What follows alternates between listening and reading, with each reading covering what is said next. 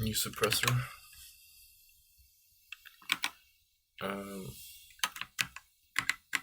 Should help. Maybe make the audio a bit more pleasant.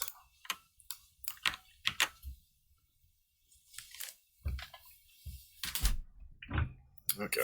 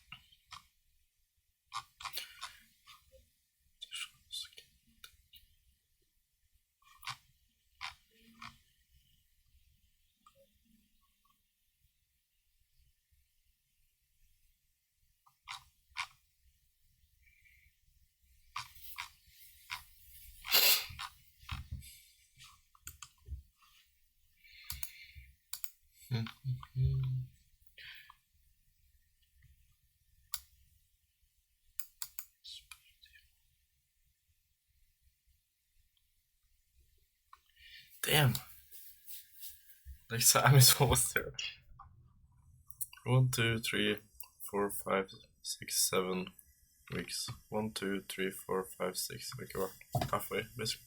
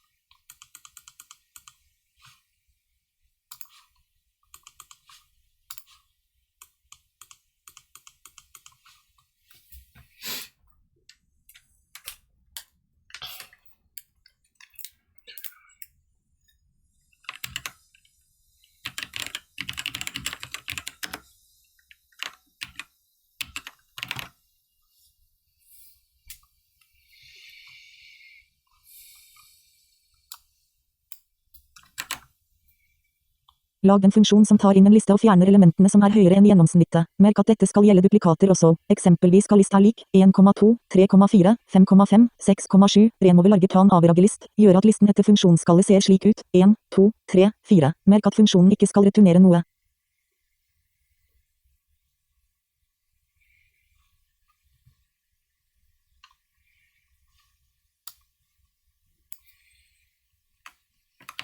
En funksjon som tar inn en liste endrer listen slik at elementet ved siden av det opprinnelige elementet er kvadratet. Tallet 2 for eksempel skal input 1,2, 3,4, resultere i at listen ser slik ut etter kallet 1,1, 2,4, 3,9, 4,16. Merk at funksjonen ikke skal returnere noe.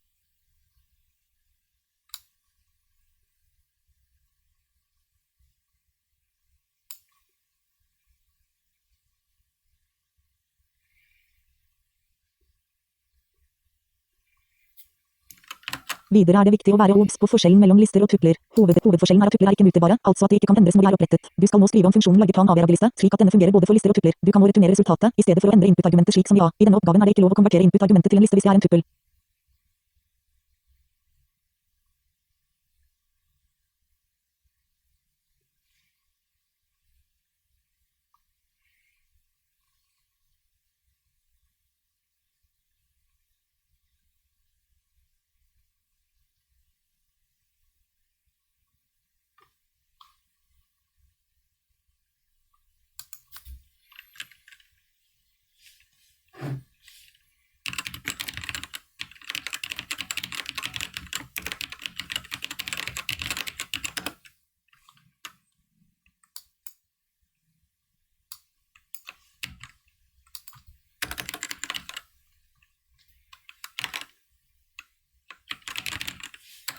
Right.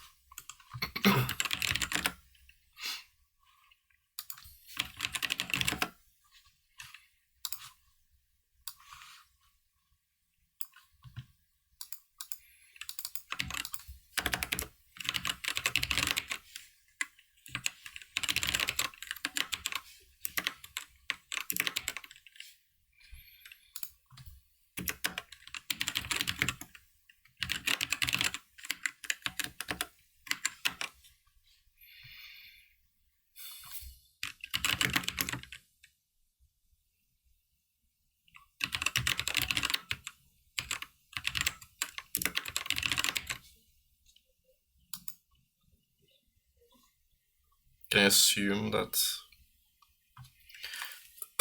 that list is sorted?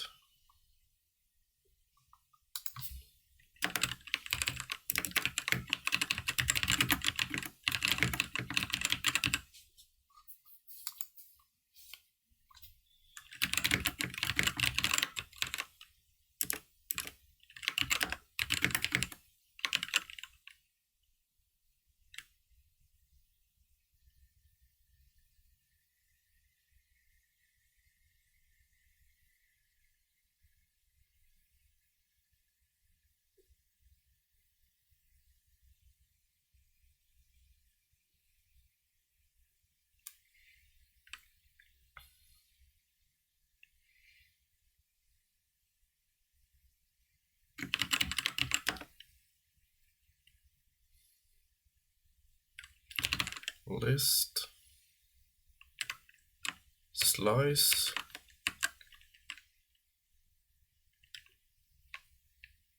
after average. Wait, list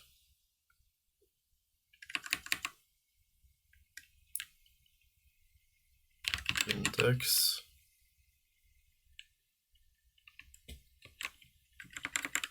average slice.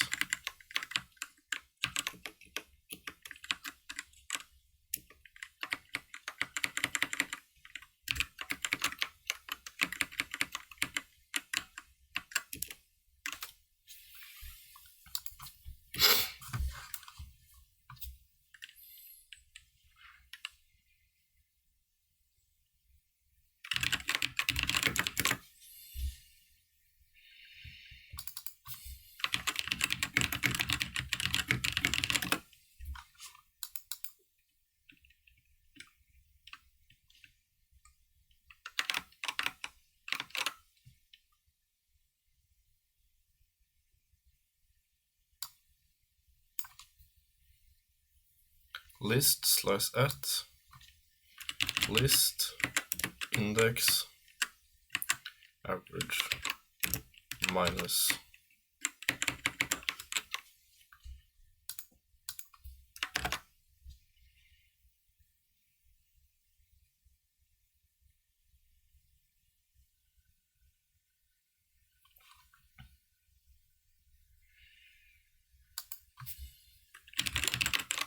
round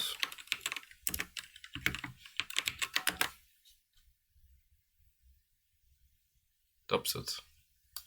So up to this point. Yeah, no, wait.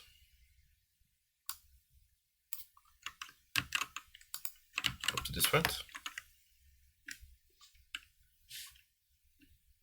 And this is not floor, ceiling. Is that a thing?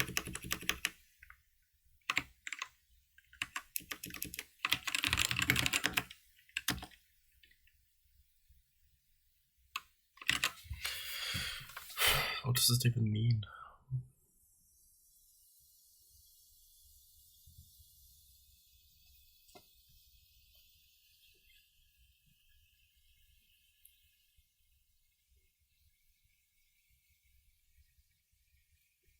Oh. The function should not return a thing.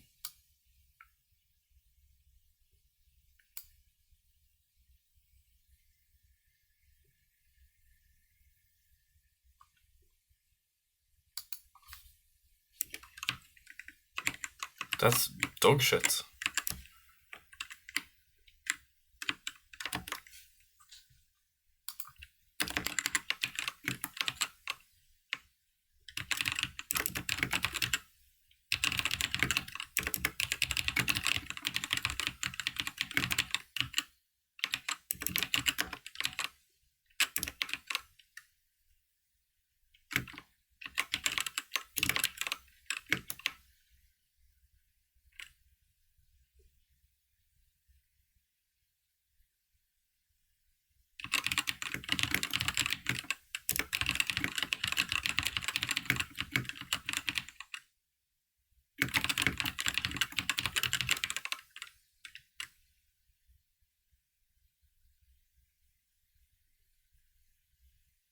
It's like an opposite list type thing.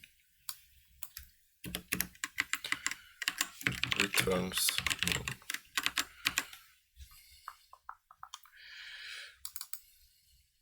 Can I do like list?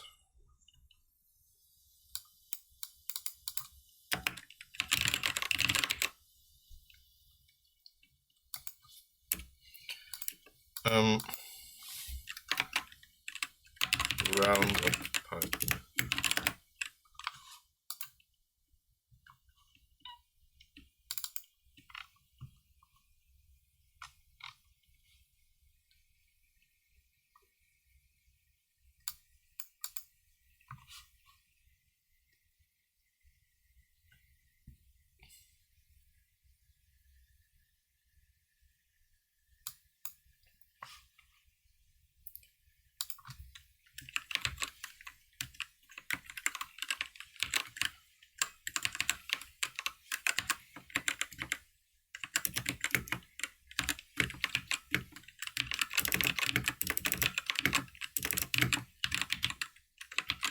Neat trick.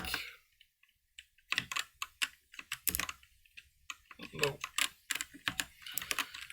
Neat trick to round up.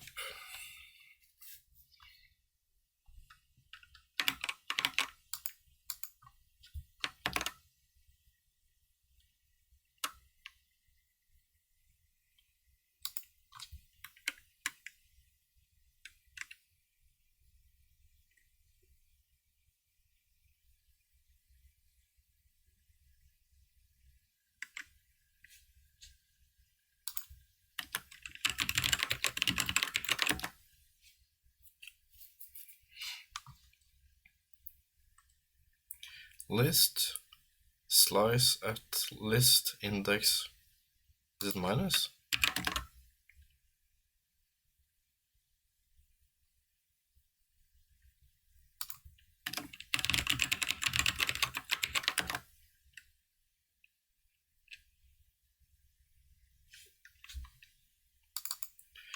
Remove larger than average.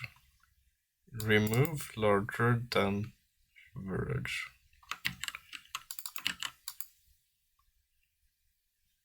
This is like a global thing.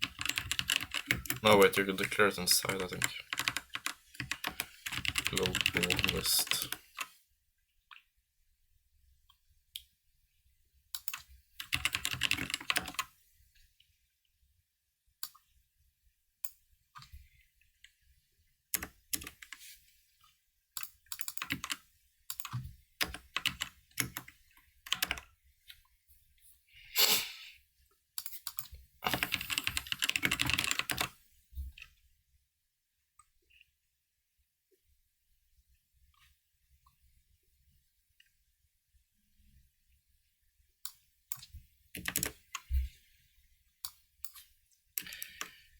How do you update?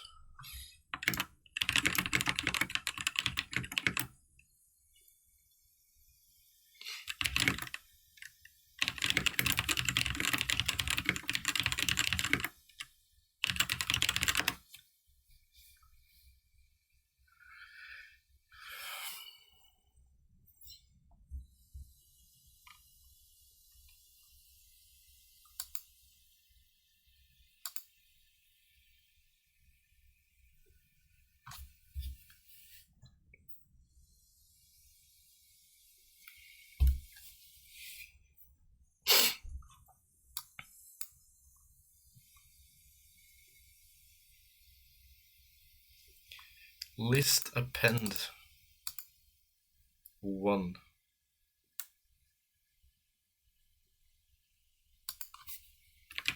What in the name? It depends.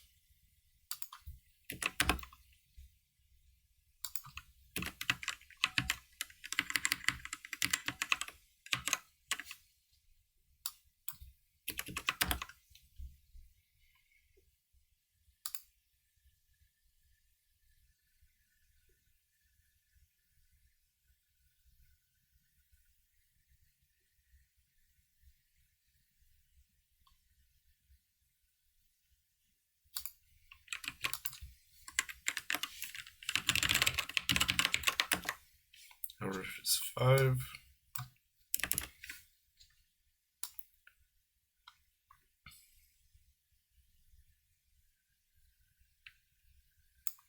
List slice at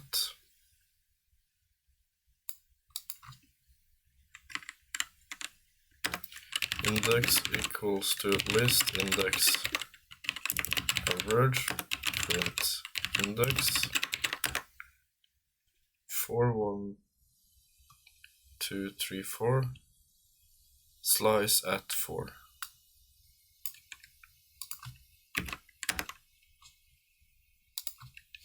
That's minus.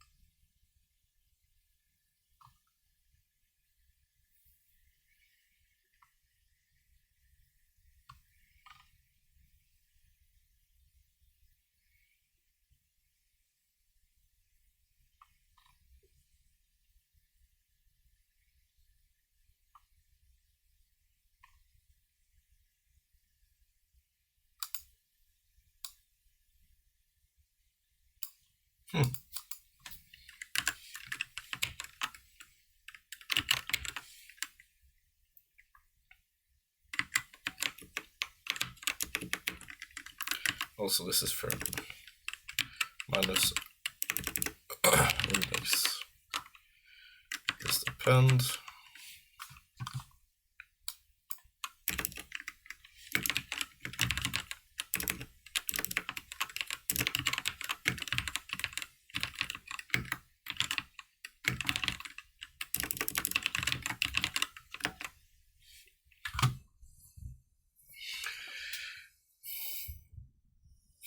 I really wanted it in one line.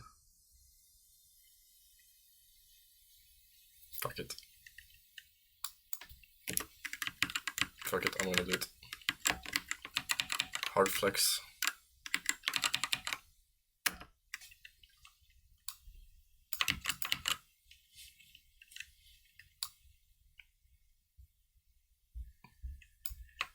Average. Item. Index.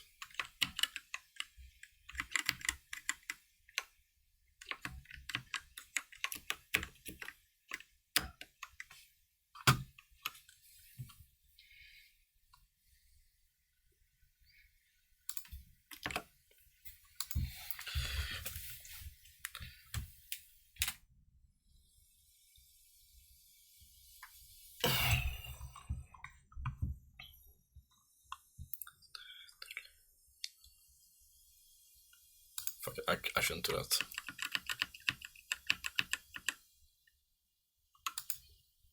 Still works. Okay.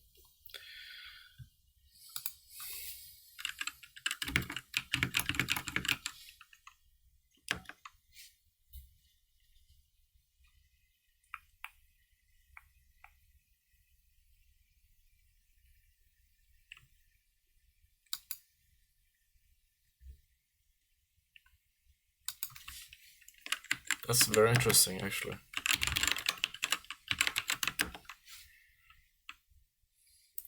One, two, three, four, five,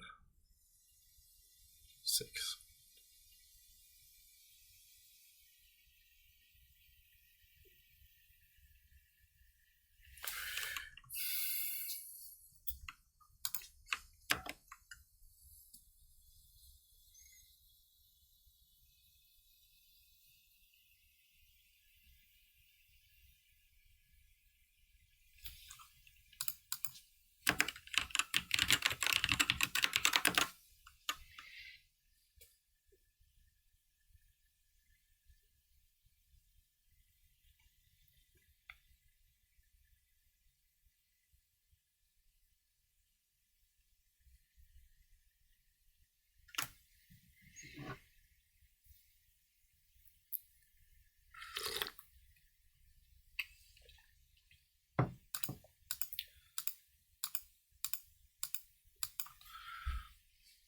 This removes the 7 last elements.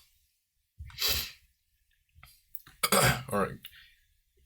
Yeah. You want to remove after the first 7.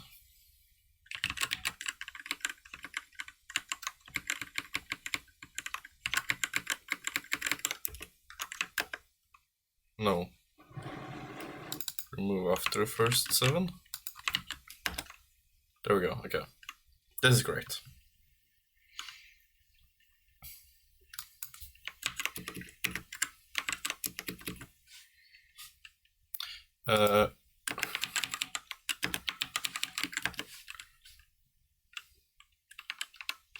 Returns modified list without values greater than average parameter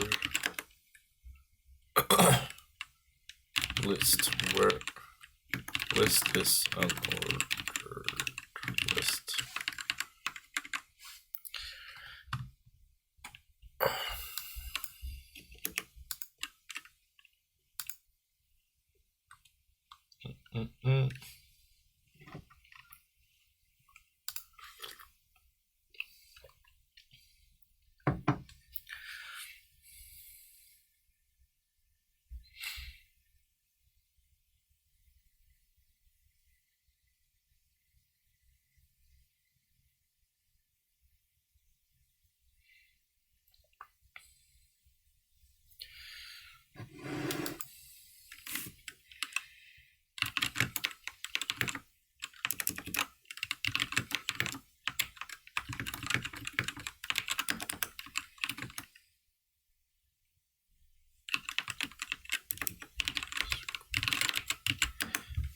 Damn, I think I can.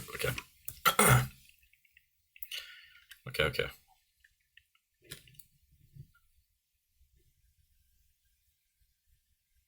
List is equal to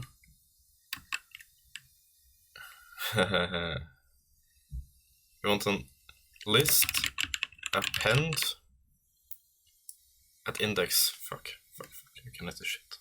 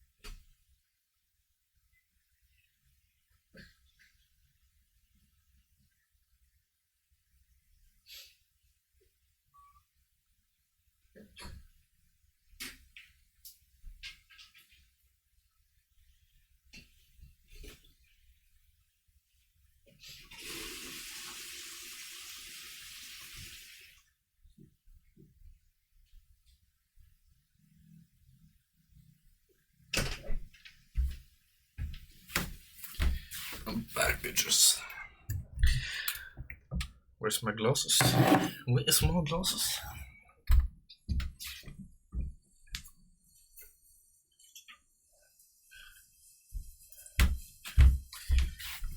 The shit was so serious I had to take off my glasses. Damn. Okay. Every element. You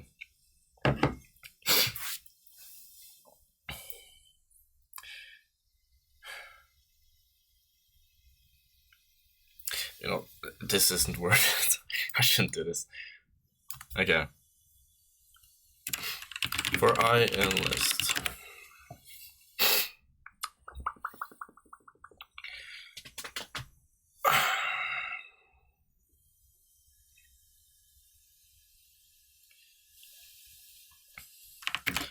Append at index.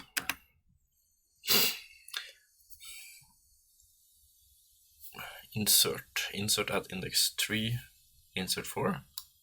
Is it 4 at index 3? Yeah. Okay.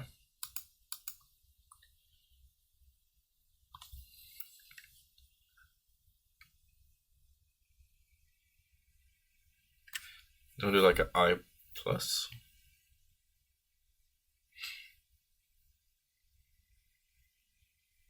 Maybe we should do like a range.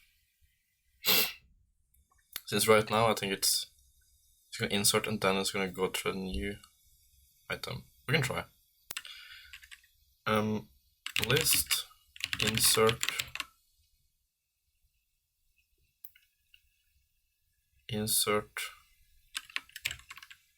I squared at index of element I. No, this is list. List at index I.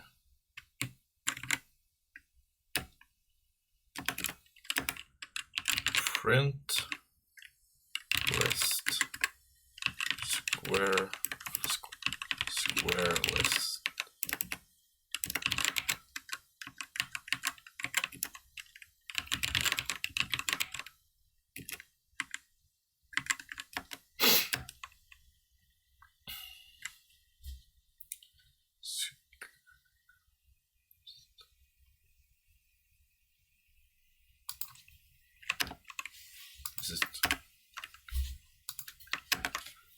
Why is it not working? Oh shit. Wait. This is a continuous loop. How do I stop it? Kernel. Restart kernel. Restart.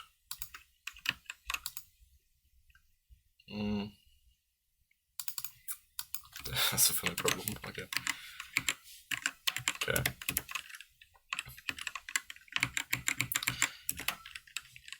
Range len list.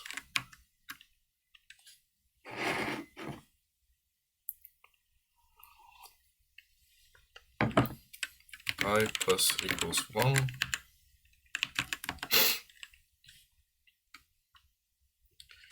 List insert at index list index I plus 1 insert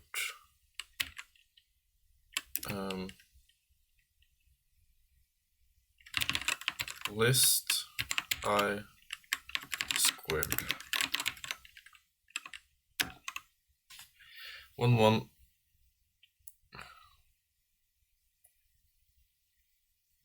1 1 1 for I in range.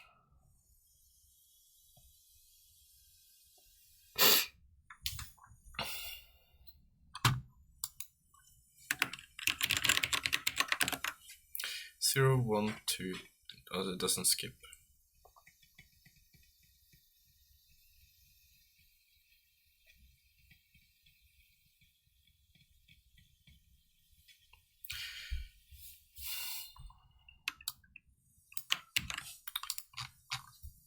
How do I skip every other iteration.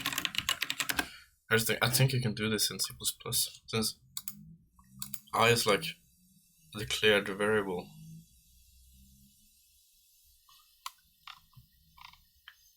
Oh yeah, that's smart. Start, stop, step. Maybe we can go like this. Step is 2.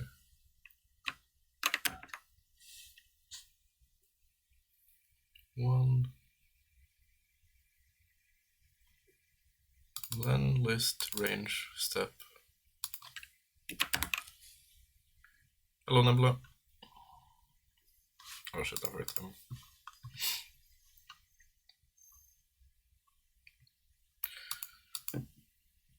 Okay, so start 0, stop, step. 0 to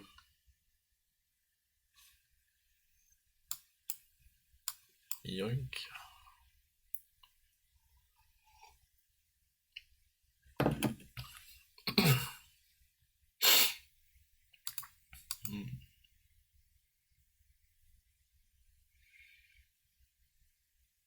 Then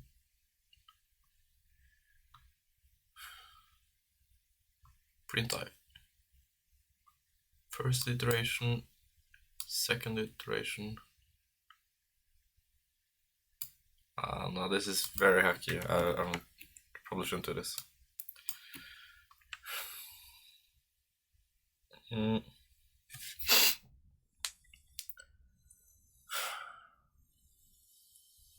Maybe create a whole new list of square elements. I wasn't quick enough with the band. You failed your job. No.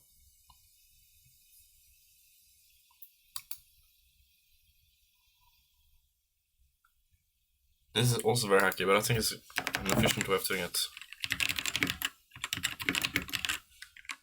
Numpy is np.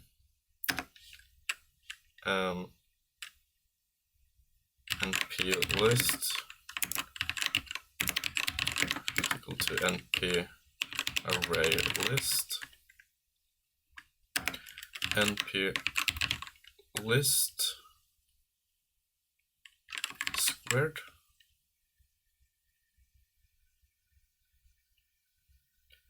Will this return something, or is this an operation? I think this will return something. Np list is equal to np list squared. Now for I in range, for I in list, now for I in range, list insert at index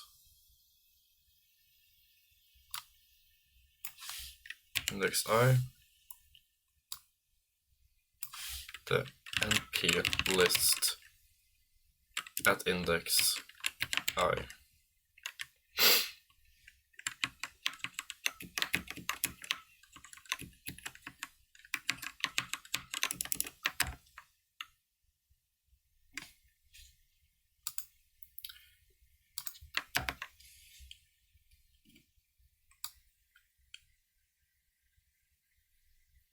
It inserts after.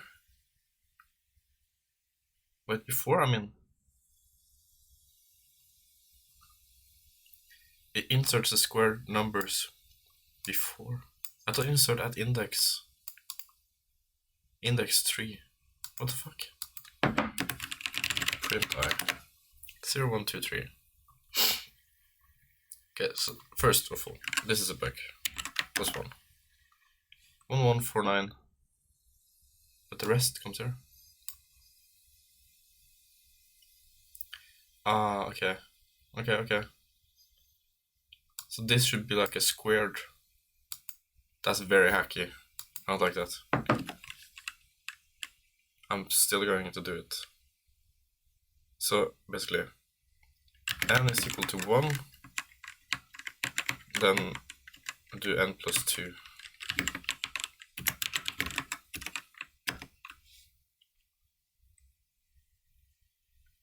And then insert at index n I. Almost.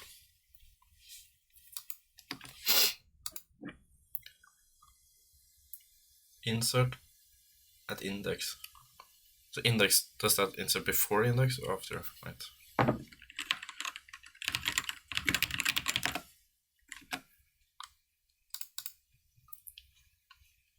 Insert index 1, orange. So basically the new index 1 is orange, okay. So the new index we want plus 1 is, so basically, this is I plus 1 to begin with. That's correct index. The second element basically. We want to insert the first element.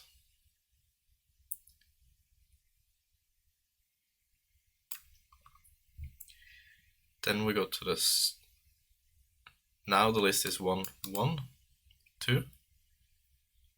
And we have 2 plus 1, which means index 3. Which means 2 will now become 4, 3, 9. Wait, what? It's correct. I didn't. I must have misread it, but this is correct. Ah, okay, I was. Never mind. 1, 1, 1 squared is 1, 2 squared is 4, 3 squared is 9, 4 squared is 16. 5, 6, 7. And we drop this one. 7 squared is 49, 6 squared, okay. I think that might have actually been a pretty good implementation. And so this is very quick. You just get a list of all the new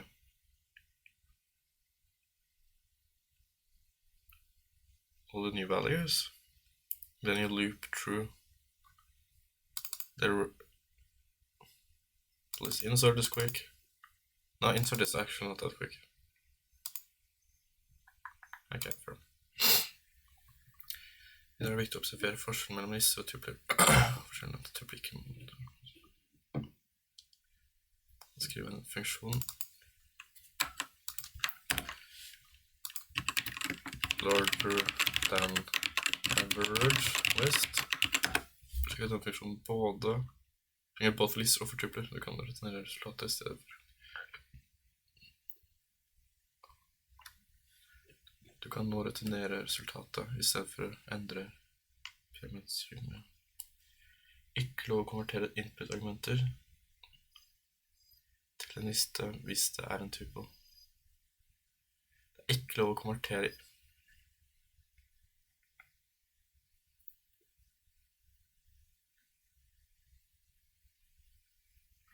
Bruke funksjonen instance argument type for å sjekke om argumentet er av typen tuple. Husk også, hvis du skal initialisere en tuple med et element, så må du komme bak elementet.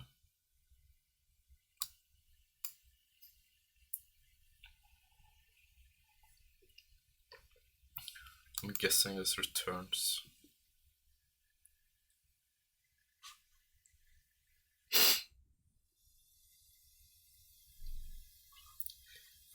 Videre er det viktig å være obs på forskjellen mellom disse typer overskjellen. Basically, to underline the differences between lists and tuples, we show that you can't update a tuple.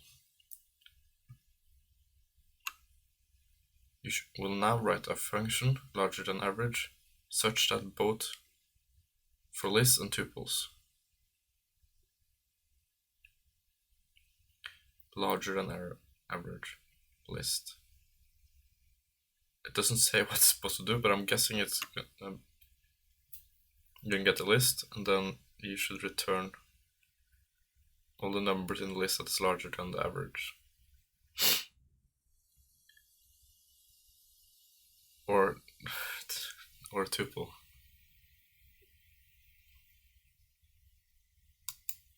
The tuple.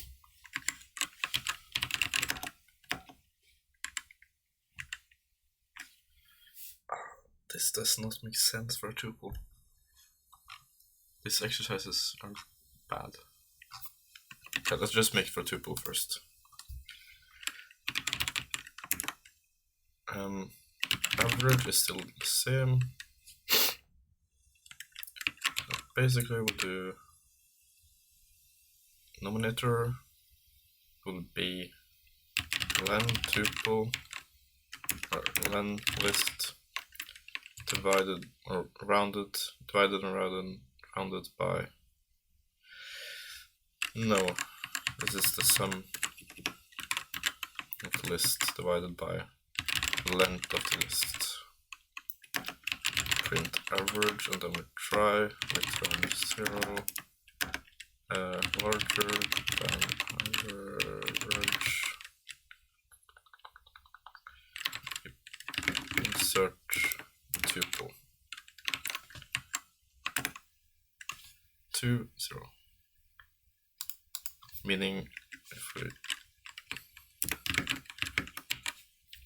sum or average here is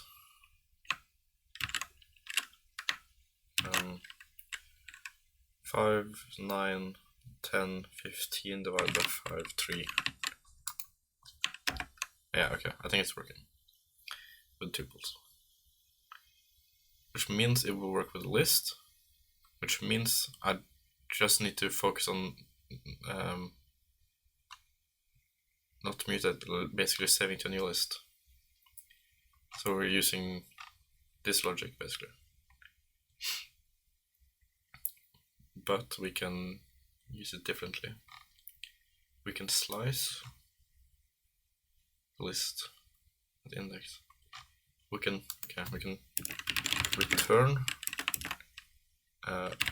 return list sliced at average. This is incorrect. Sliced at index of average.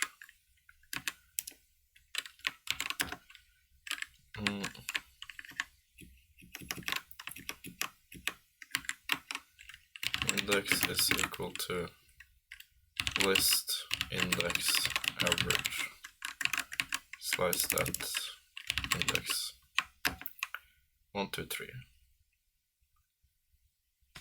Yep. Nice.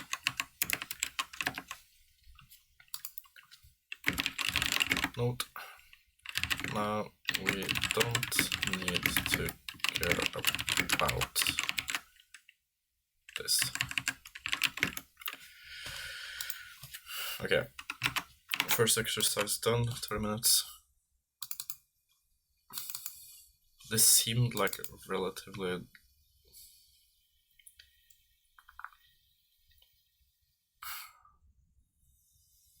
I'm having fun though.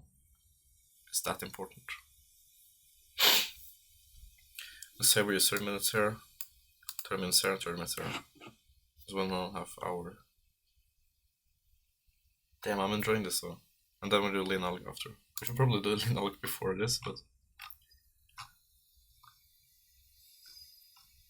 okay.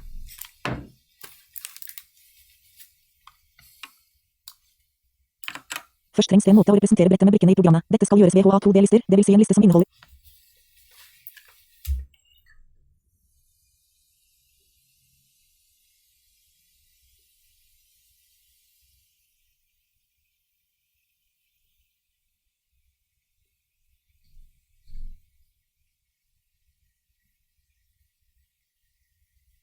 What the fuck?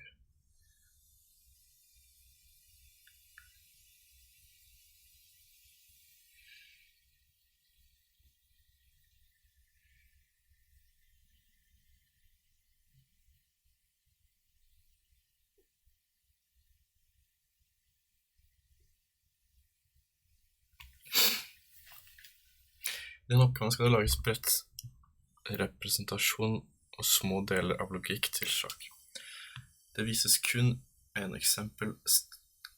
eksempelstilling, men husk at koden du lager skal fungere for alle mulige stillinger.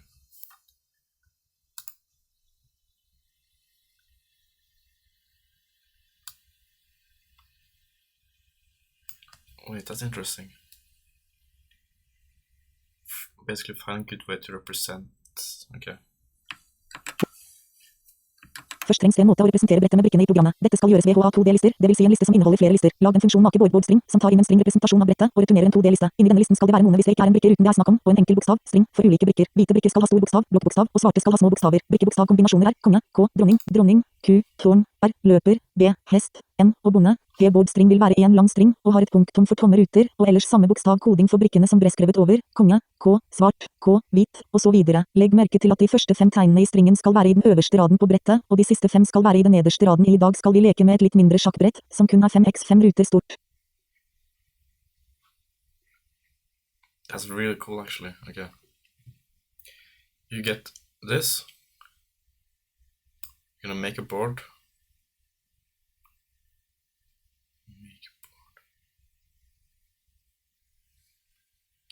The board, so the function make board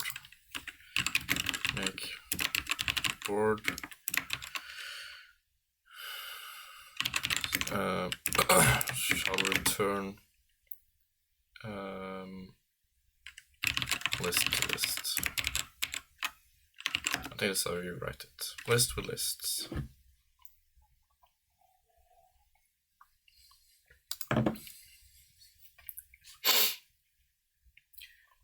Okay, so for the first row, kn dot none. We need to populate a 2D array basically. And since we know it's 5 by 5, what's the best way of doing this?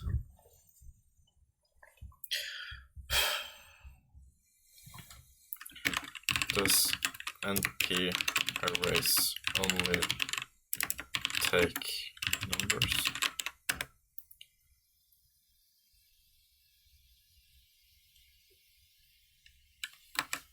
I think they want us to use NumPy.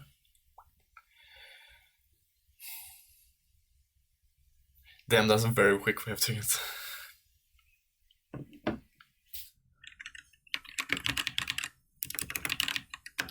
Okay, check this out.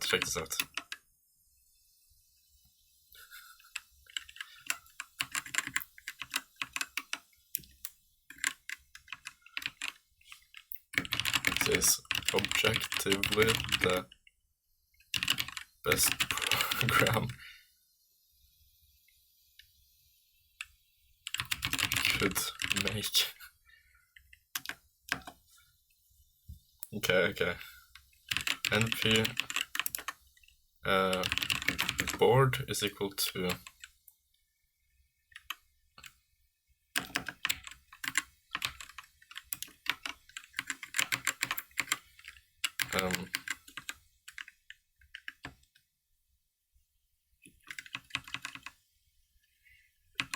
okay,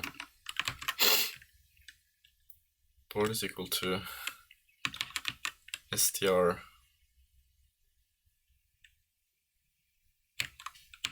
0, str1,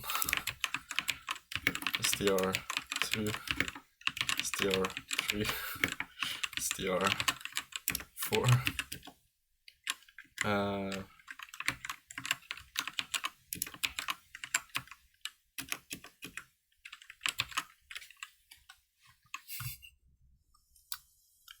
Dude, that's definitely a Vim.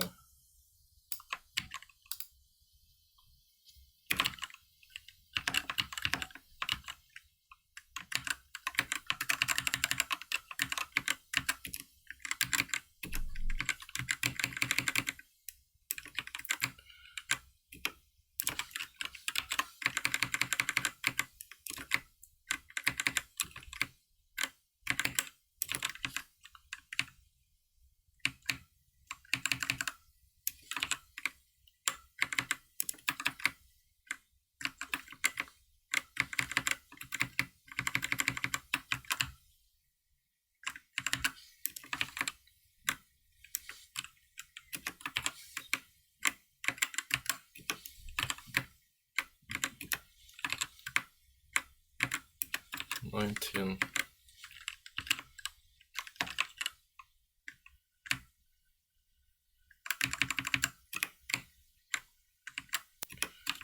20, 21, 22, 23, 24.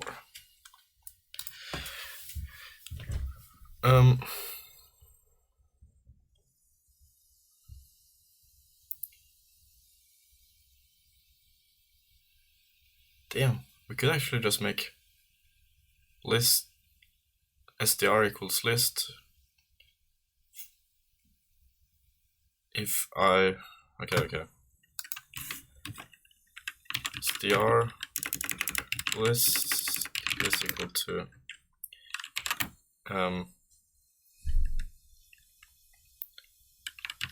none for x in str if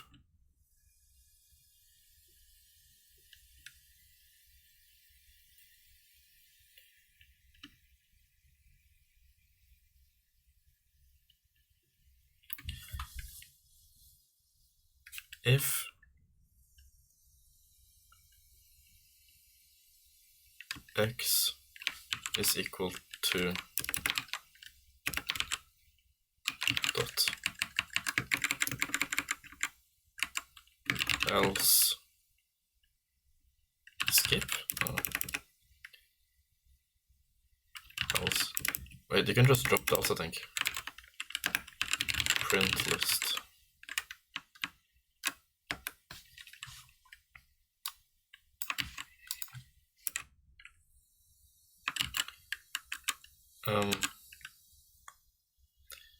Make board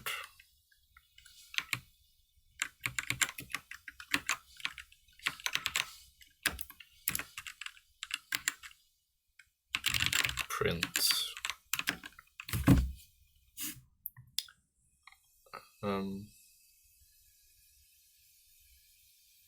yeah, this is not really important. Where is it?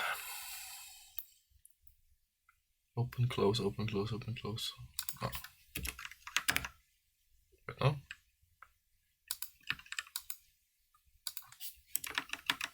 Like this?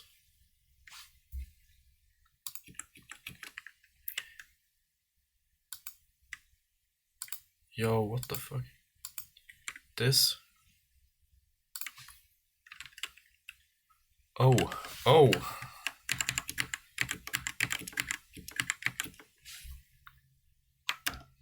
No. So this is all the, okay.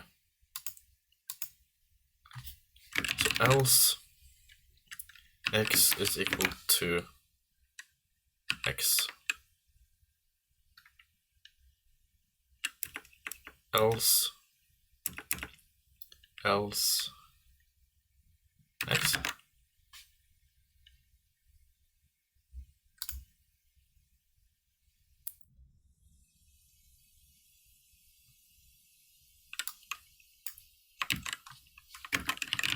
What is the mistake?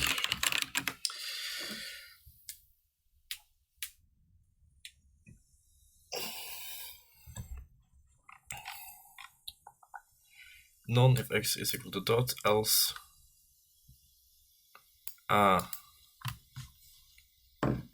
x for x in SCR, okay. None for x, no. None if x is equal to dot, else x for x in str.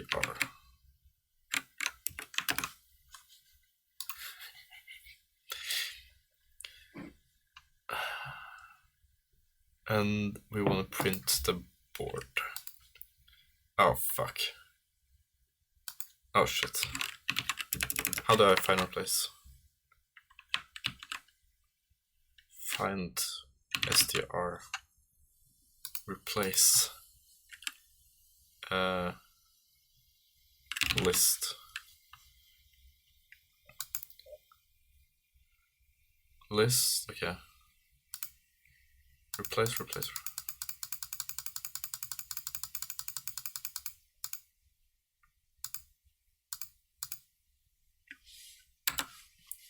we go.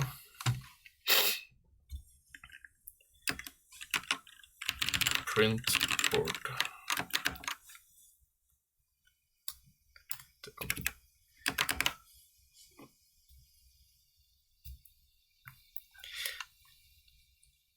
The fun thing here is there's probably some smart way of doing it. This is quicker to make, easier to make. It's a quicker program. It's easier to understand. It's way faster.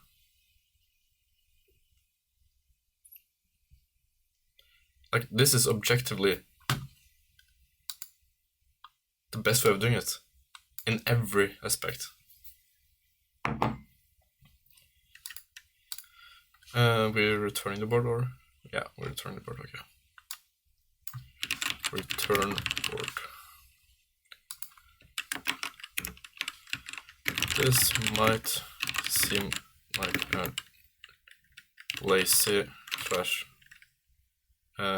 easy way of making this. I stand by personally. I do not think you would ever find a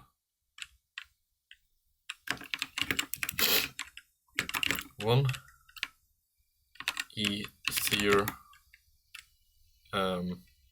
function to understand, more efficient function to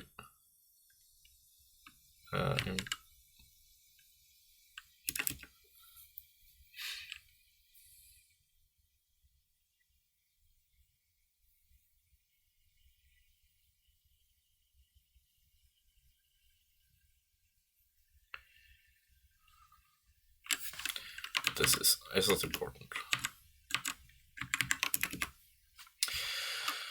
Okay, go to function, get piece, which returns the piece in root.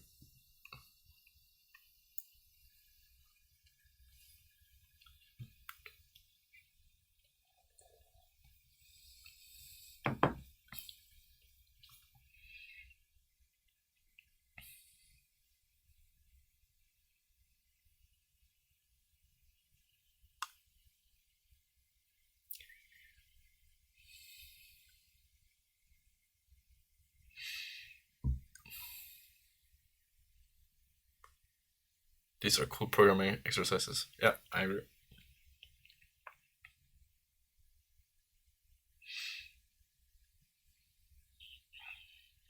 But honestly, for this, even for like a full-fledged chessboard, this would still be the preferred way. You don't even need to look. You can see make board list and you understand instantly what the function does. And it's quicker than every other way of doing it. And by quicker, I don't mean it's quicker to make, which is probably also true. It's probably the fastest way to run it. The most efficient function you can make.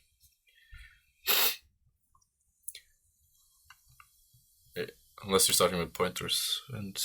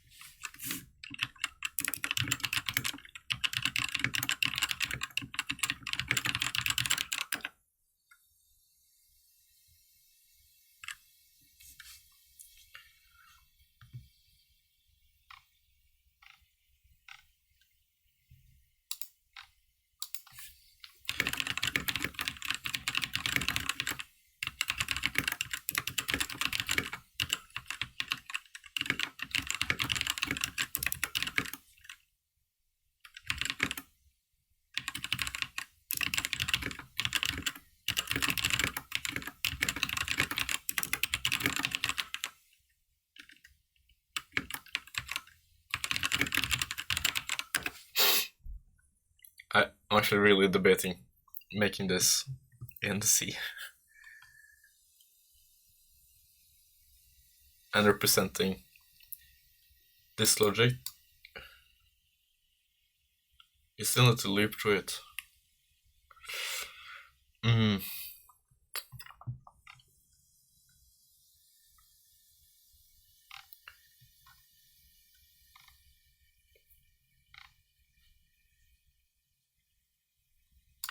Yeah, the overhead of doing it with Python would be so extreme it wouldn't even make sense.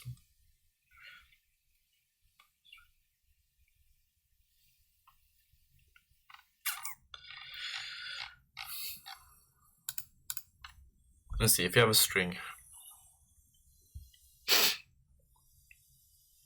you have an array of characters stored in some address, at some address, with the length of the array, and you want to take each element and update the memory to a byte.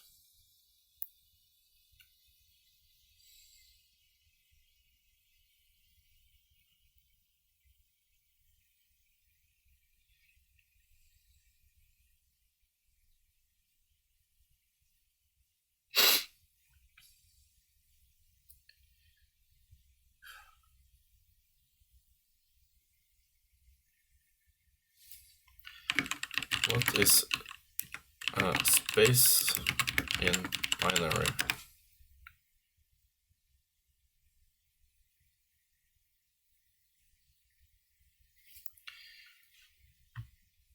This is a space. Is this used when separating between two numbers? Or two characters, rather? Fuck. But isn't there a case in binary where you have two numbers next to each other and they could be interpreted as when take two random numbers, there have to be, or wait, is each number always represented by a bit? No, a byte, I mean. That might be the case. That might very well be the case. Then it would be easier. Okay. Or large numbers, like multiple bytes.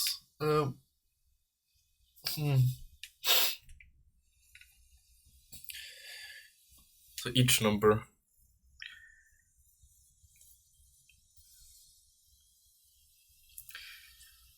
damn, I really want to make this in C now.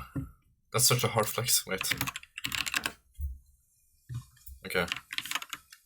We're gonna move this here. We're gonna pause the timer. We're gonna move this here. I'm gonna start a new project. Uni. Here go. 6. Open. New file. Main.c.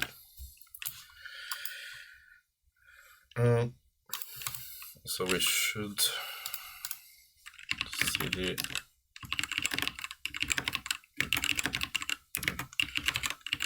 oh fuck.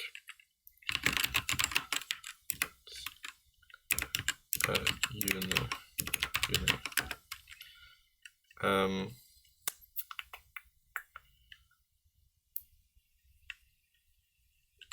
Source env scripts activate. Source env scripts. Is it bin maybe?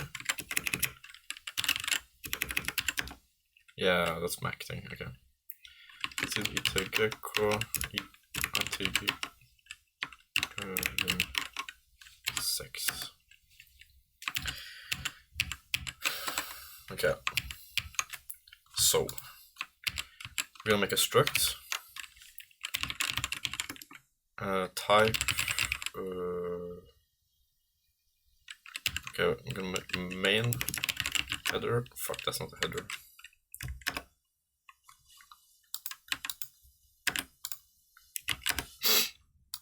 Where we have a type. Damn, how do they do this again? Struct.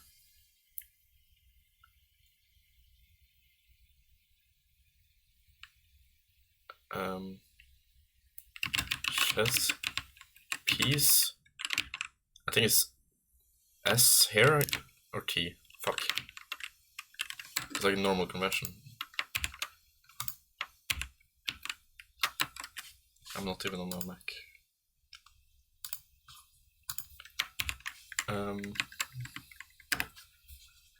Let's see.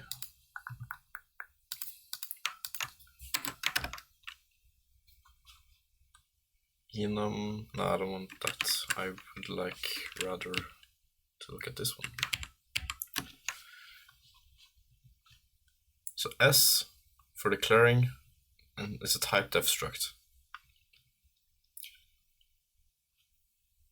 This is T. Okay.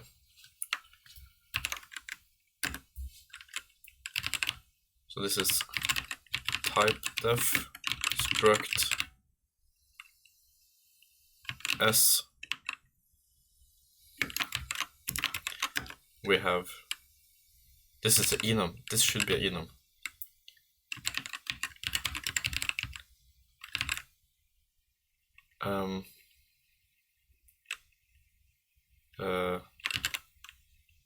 None. Damn, I have to write that everyone. Also, how do you separate white pawn and black pawn?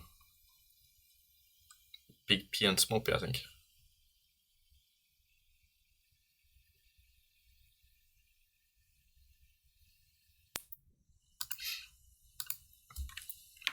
White pawn.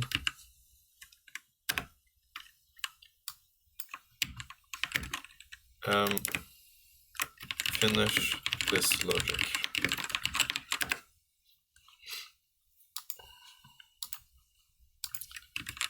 Finish this.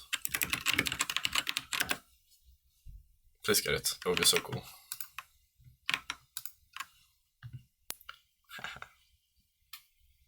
Is that really all? 1, 2, 3, 4. Yeah. Wait. Yeah, we don't need to care about which. Oh. You would normally care about which pawn it is.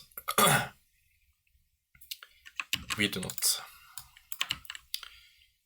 Chess piece T. Yeah. Nice. So basically this is a 0, 1, 2, 3, 4, 5, 6, 7, 8, 9, 10 out. Okay. So now we have, damn, you wouldn't include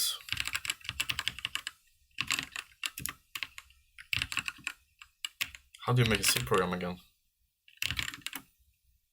It's like int main.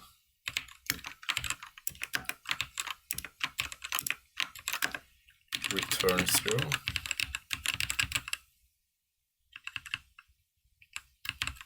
Usually includes stdio.h. What does it even do? Standard. Why do I need stdio?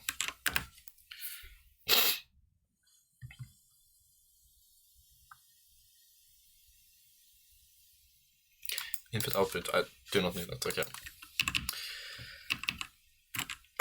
So we have the type, which would be char array. No. Is it char array? Like this? This is our pieces. How do I make a string?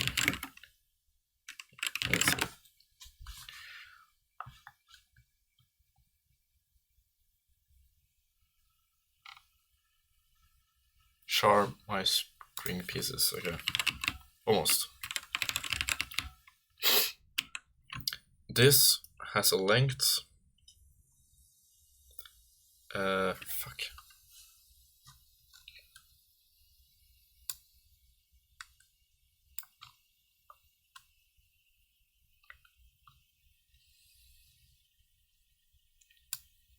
This creates an array that looks like this. This is what I want.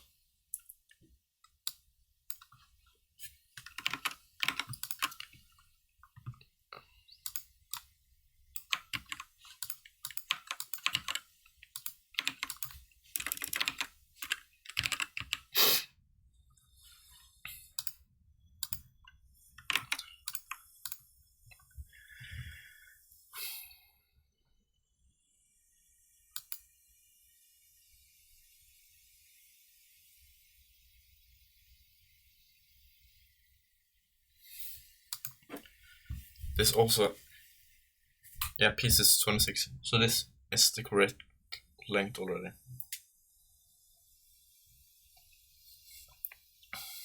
Damn, you really have to do if else.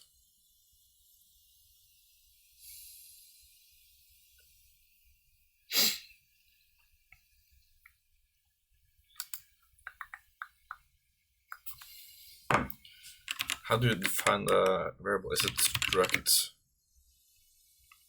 No, it's type def. No.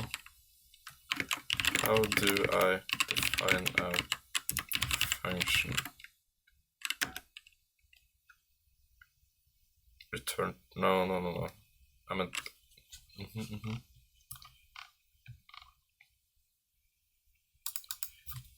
I meant above, so the rest of the program is aware. Declare prototype.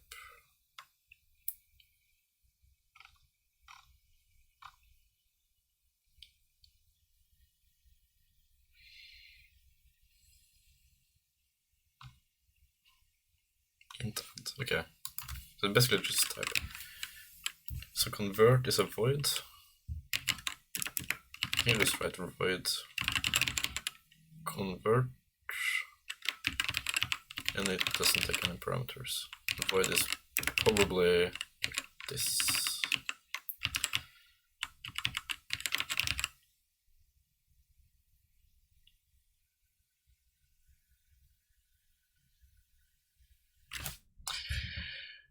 What's up?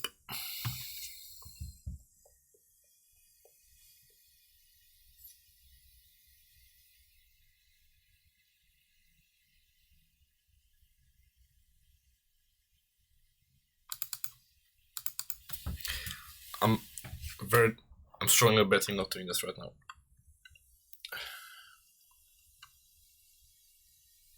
Because the plan is basically to do the same conversion as I did earlier, just to make it into enum,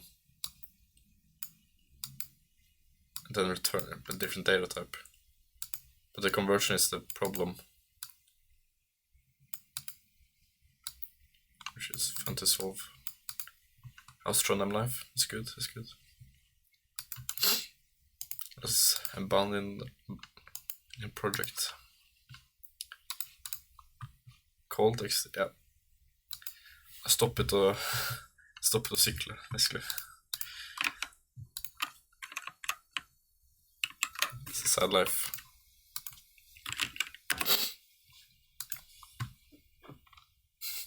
It's so grey. Hvis det der var meg, jeg var på rommet mitt. Ja.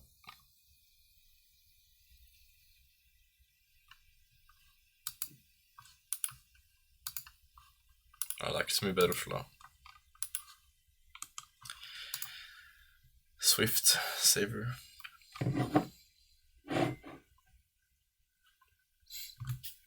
It's so sad. Fantastic.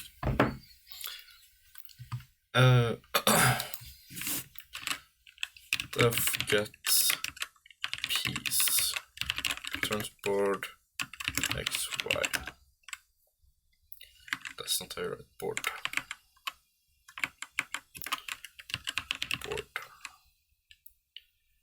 Okay, return board x y. No, x y. There we go.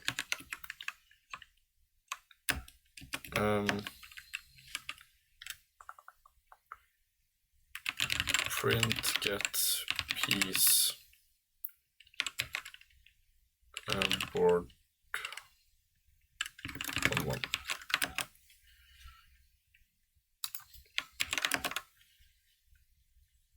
Who added? We don't have a board.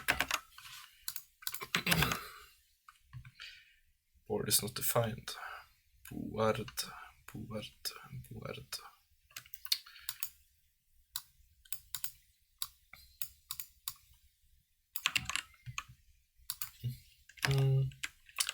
That's not correct. P.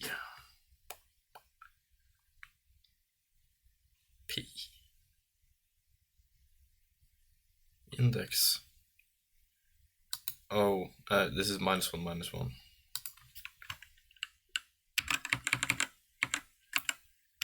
The R.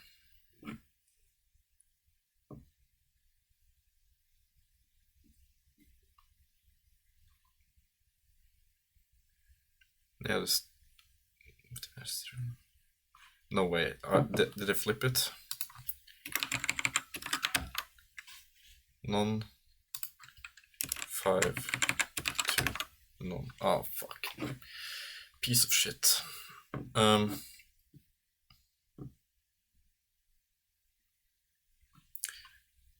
If I want R, this is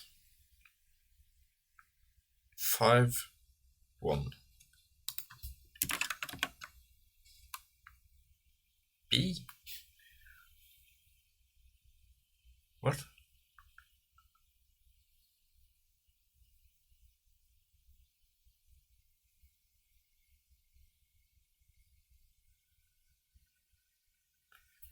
This gives me the first? No, this gives me the fifth. Ah, this is 1, 5, I mean. R, yeah.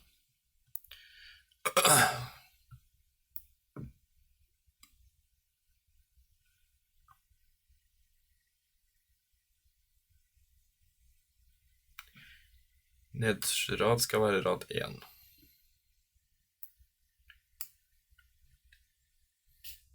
Og venstre kolonne skal være kolonne 1. It's 1, 1. Now it's 1, 5.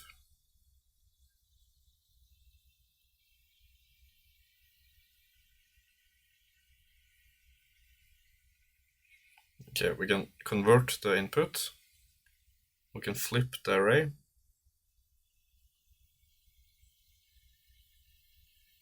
We just want to flip it this way.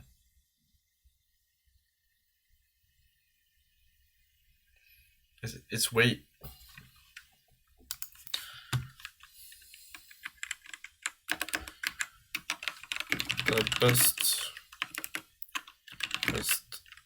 The quickest program is probably to. The best way is probably to just convert the input 1, 5 dot. And we want to convert the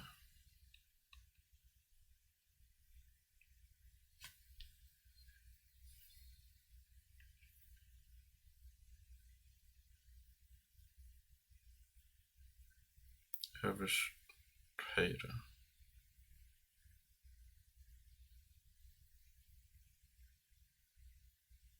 5, 5.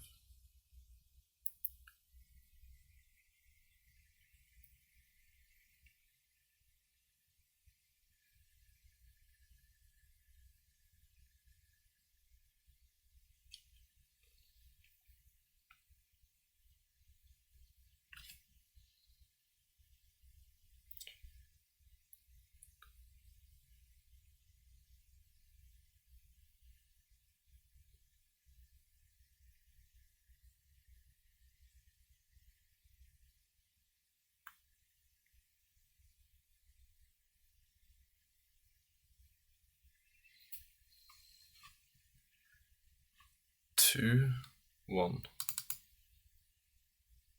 2, 1.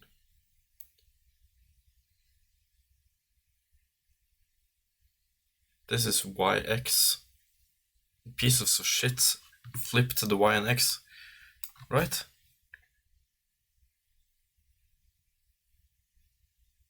Right?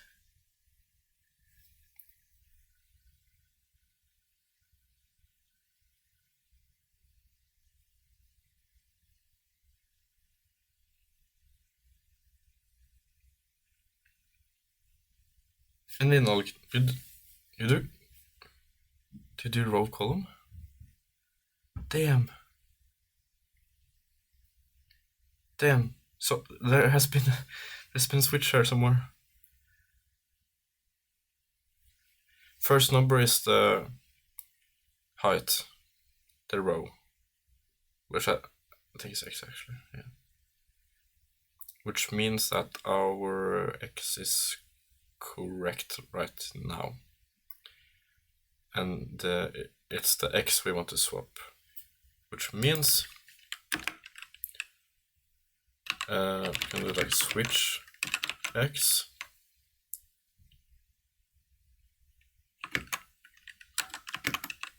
Does Python have switch? It has something else. It has... No, it has something else. I know it. I know it has something else.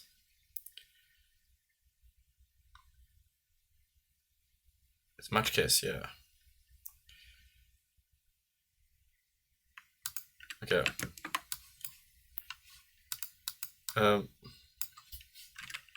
Match x case 1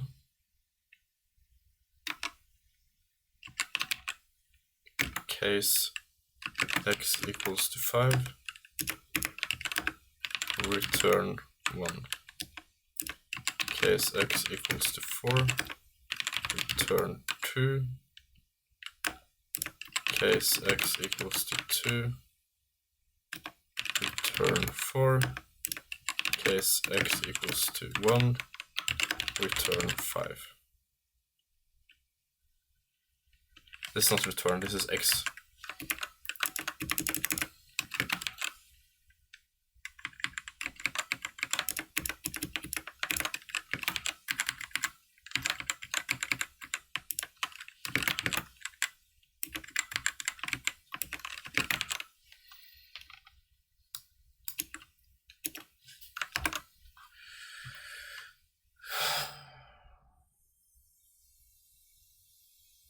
Okay, case 5, okay. Case 4, case 2, case 1. None. 5, 1, 5. 1, 5, none. Okay, I think it works. So case 2, 1. Fuck. Fuck.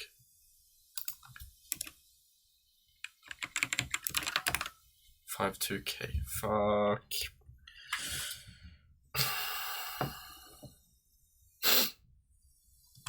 Doesn't this say if x is equal to 5, x is equal to 1?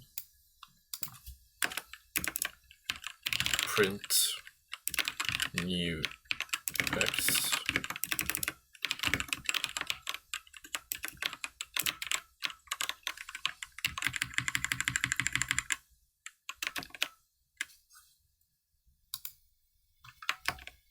How do you add alt? Piece of shit.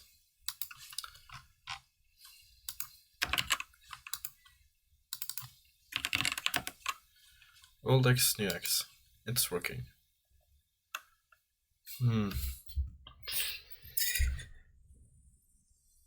Is the logic wrong?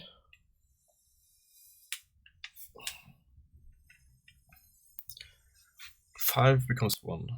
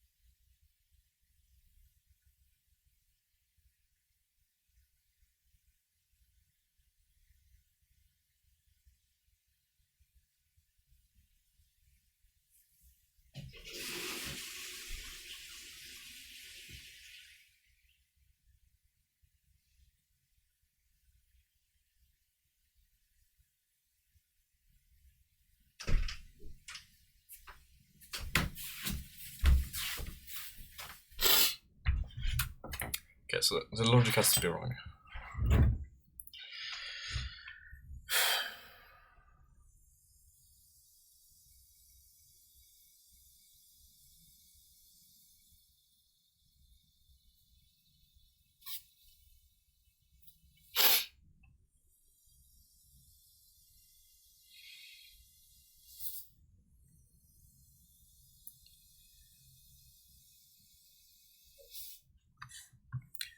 Five, 2.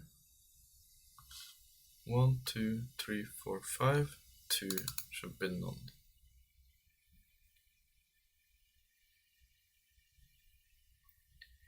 Maybe not. Ah, no, it's swap. It's 1, 2, 3, 4, 5. Piece 2. K.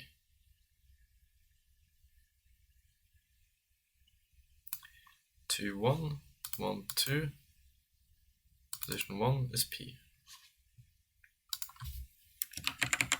Okay, so the program works as I'm expecting. Which means I misunderstood. Som returnerer brikken i ruten XY fra 2D-listen board, hvor X er kolonne og Y er rad. Where X is Y is the row.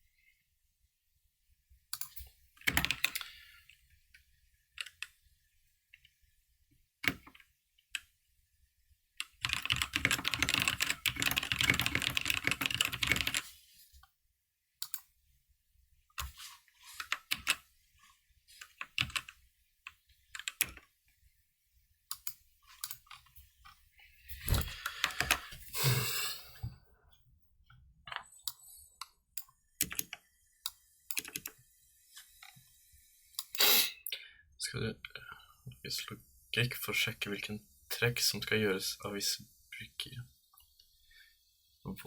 For å illustrere faktiske sjakkregler anbefales det raskt Google-søk.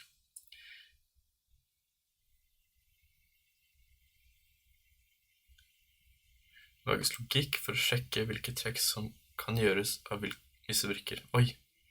Oi, nei! Åh!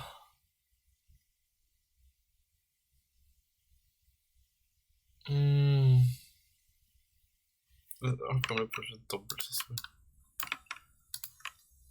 Jeg fant igjen med en C-oppgave som var vanskeligere enn alle oppgavene noen gang vært. Who the fuck hides this in C? It's like a more difficult task than every other one combined. Calculate legal moves. Make a function get legal moves, board xy, which returns a list xy tuples with legal moves.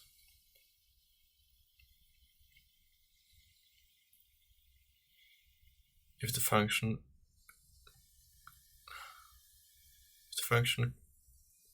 is called with parameters, which is an empty square, or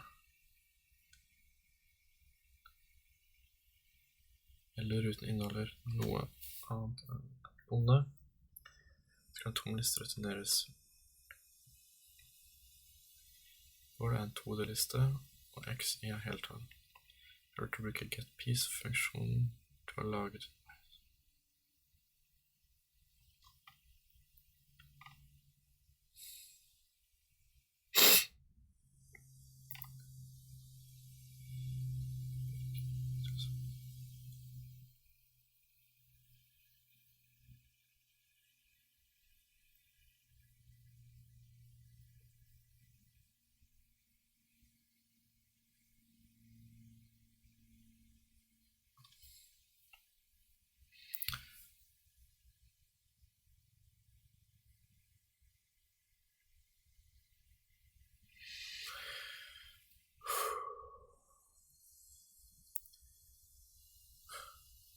I need to create functions for every piece.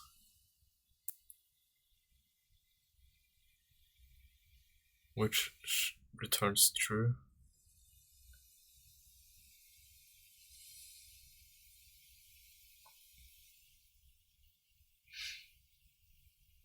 Let's speed on this.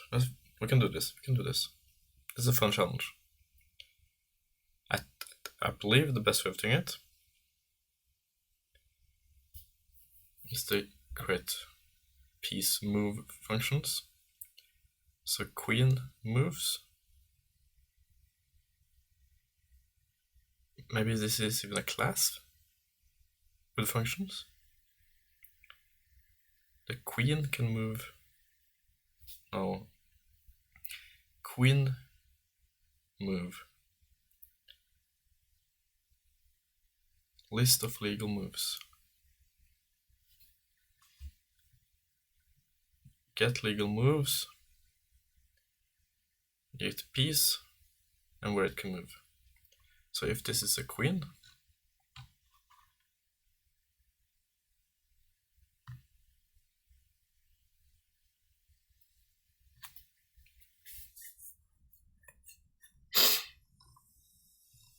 or I will drop in queen.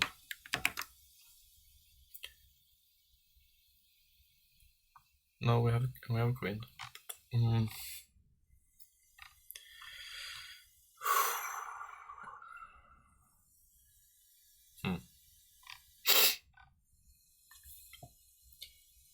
If this is queen, we have a queen position.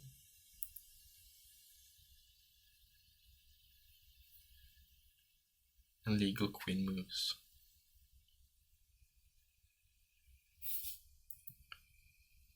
You know, this is allowed. We're not gonna use ChatGPT. Good luck, thank you. Who the fuck? This is like, wait, look at this guy. This is like the best programmer out there. Making a chess. Is it engine? No. This guy is like one of the best programs in the world, probably. And it has like a 3-part series. Okay, he makes the engine, but still. This is the first one, Chessbot 2. Ray tracing.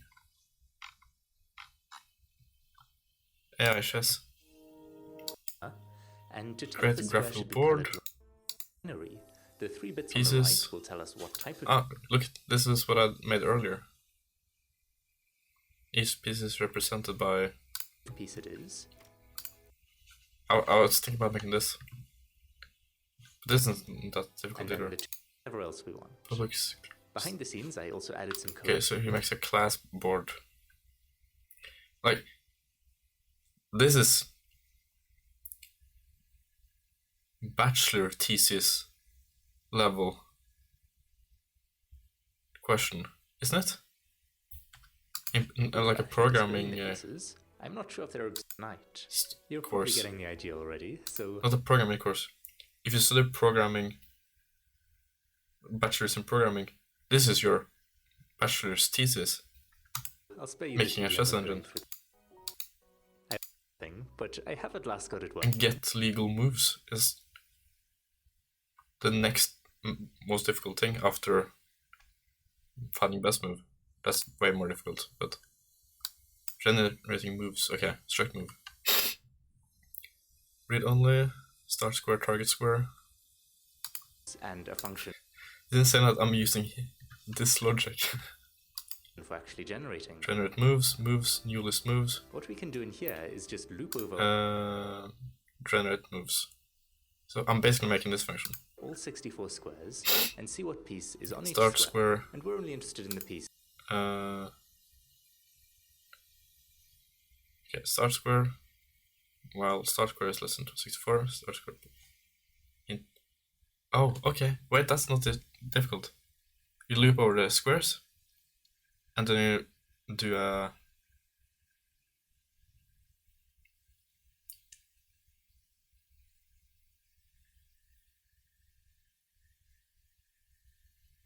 You basically check if you can move to the square somehow. But you need to have like a blocking. If it's the If right piece is for color, whoever's piece turn it is board to color. move. Did you keep track of?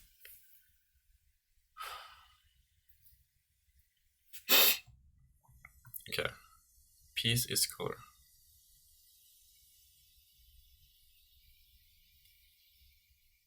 Let's focus for now on the long-range sliding pieces. If piece is sliding piece. That's the bishop, the rook, and the Generally queen. sliding moves. Okay, okay. Dude, should I even steal this? I think I get the logic. Might be fun to try it without using him.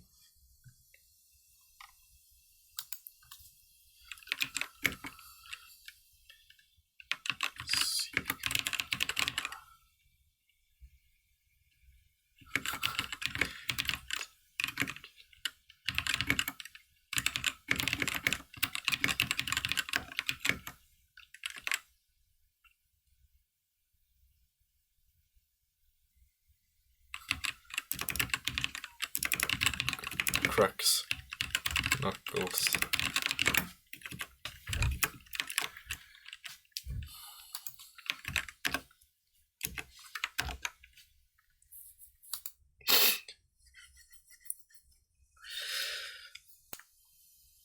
Okay.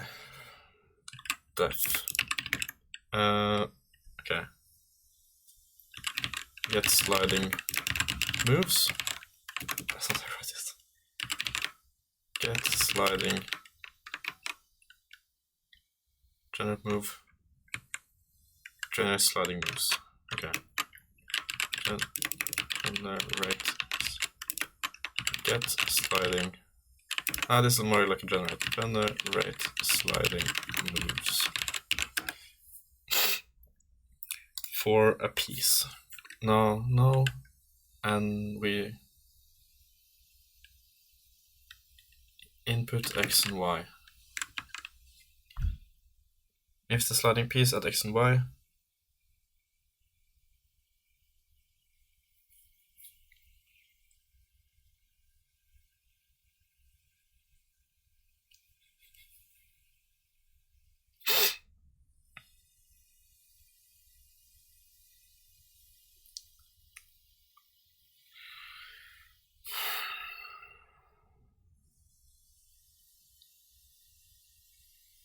And we need to return board states. Board.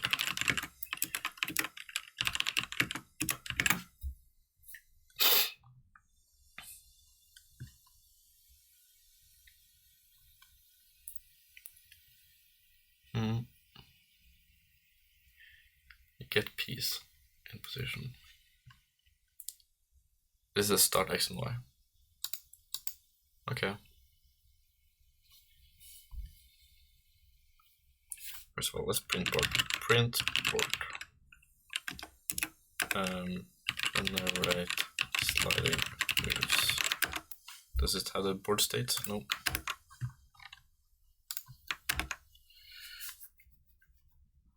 It's return. Okay. Print. Don't care.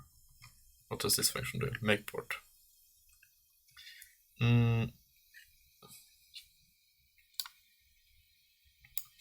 Okay, let's have this below. We add make board.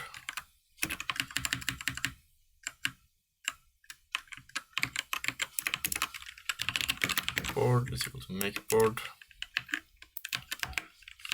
Print board. Nice, okay. Generate sliding moves.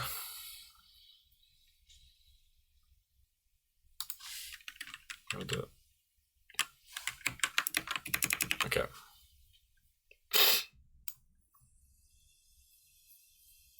I want a better way of printing. First of all, okay. Def print board. I think we're gonna do an empire array. You know what? Actually, print to the array in a good-looking way. This is a ChatGPT question.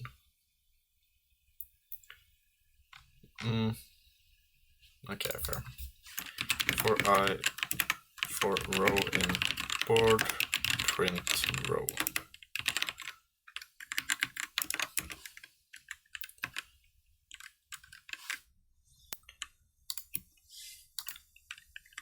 Also easier to see.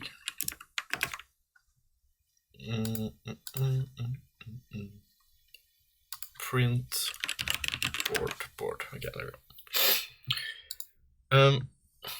Okay, if we have P, and P is a sliding piece, we want to return this index, this index, this index, this index, this index. No, this index, this index, this index, this index.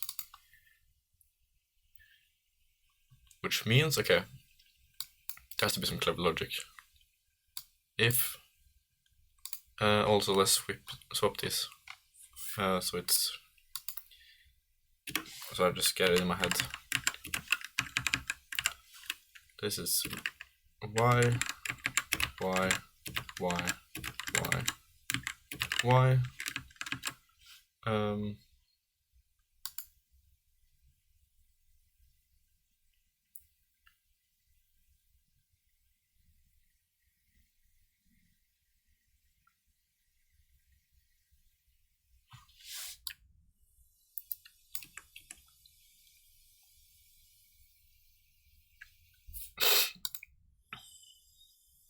is this correct? X is column.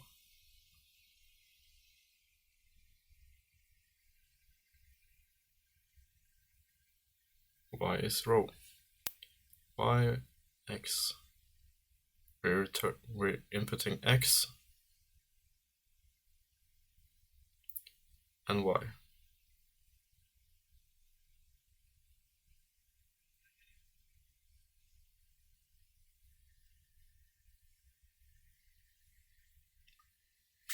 Right.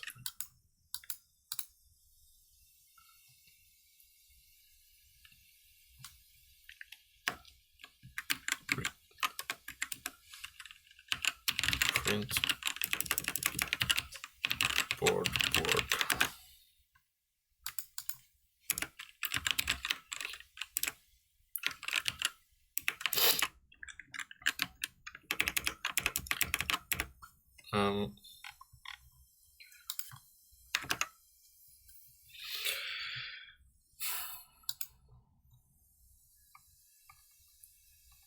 X is column. Can I hide this? Okay. Damn, I can't. Can I hide this? No, okay.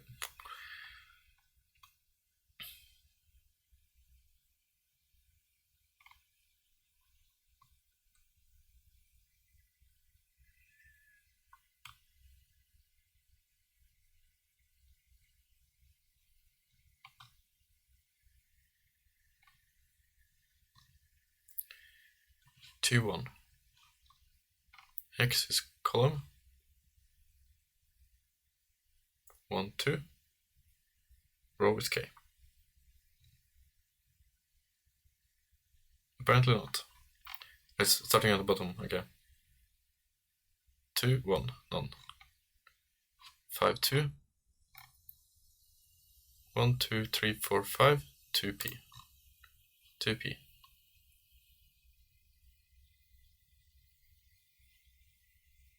Which means X 1, 2, 3, 4, 5, Y 1, 2, flop. Okay, I think this is correct now. Let's test it. Print get piece board to 1 none 5 2. Fuck.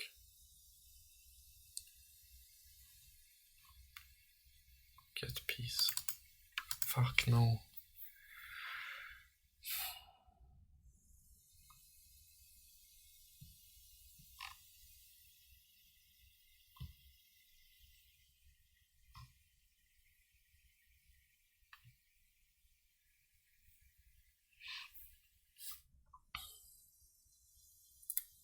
board string, make board, print get piece board.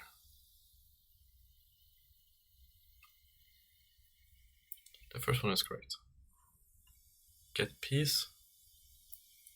Now it goes. Now this goes 1, 2, 3, 4, 5. 1, 2, none. Which means 4 is P. And 3 is none. So this goes boom, boom, boom, boom, boom, boom. I want to go Y, opposite, X. Okay, there we go.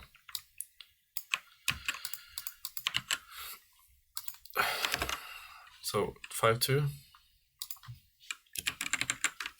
P. Yeah, okay.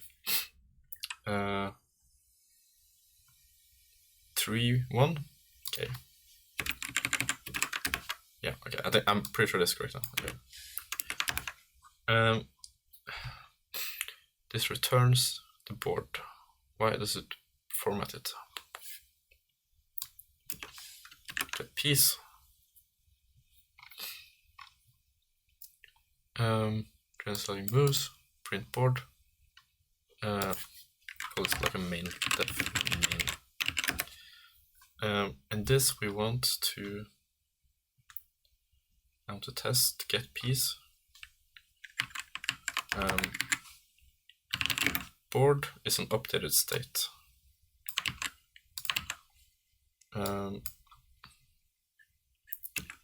Let's delete this. Board is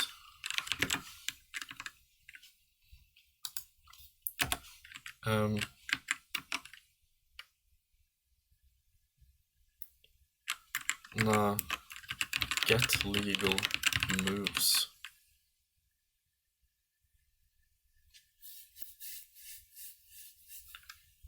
We don't need to update board of state.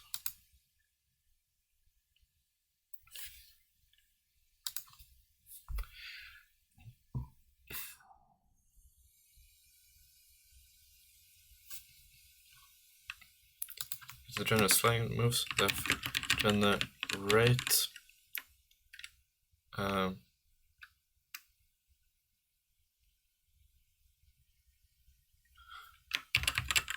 jumping moves, board X, Y.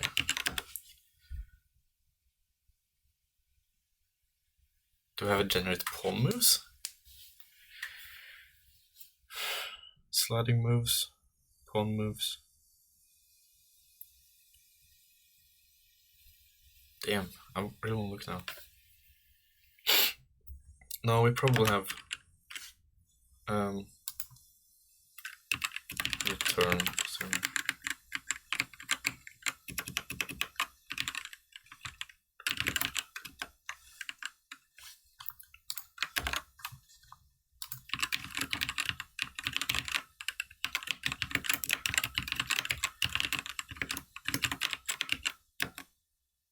piece. Damn.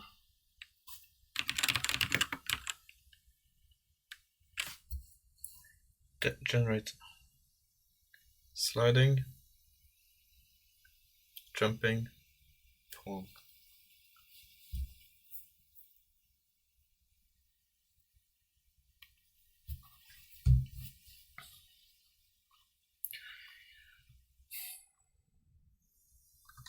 Damn, I actually need to focus in. I need to mute.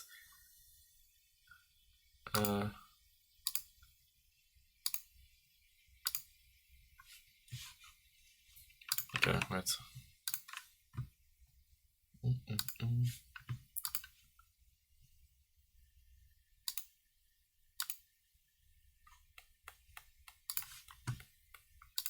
Okay.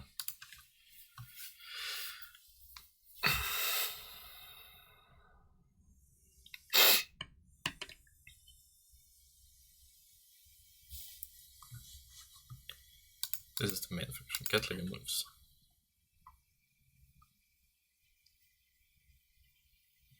Okay, this is actually better to have, like we had earlier.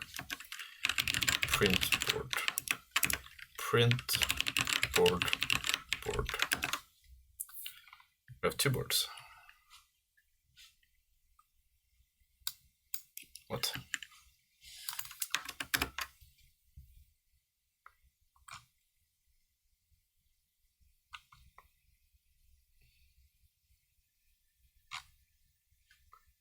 Make board.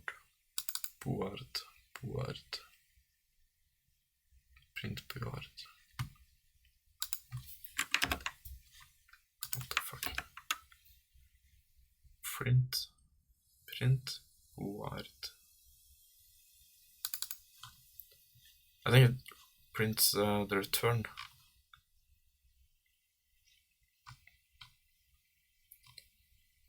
Make board return.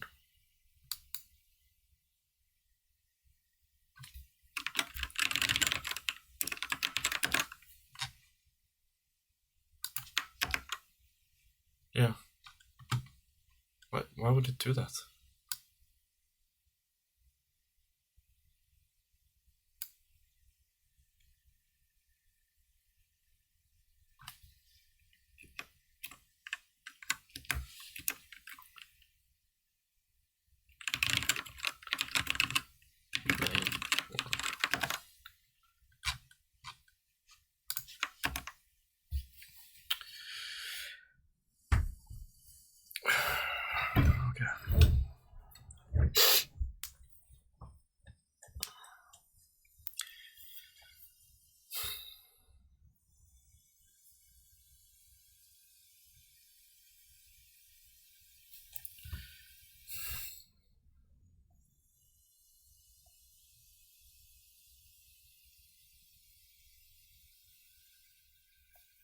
I'm gonna look it up. Arrange sliding pieces. If piece is sliding, the then a sliding move start square piece.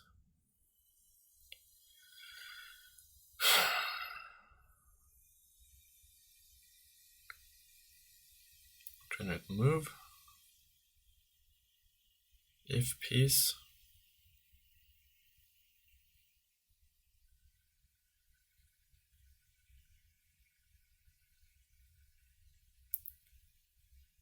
I'm guessing it's black and white, true and false. Is sliding piece.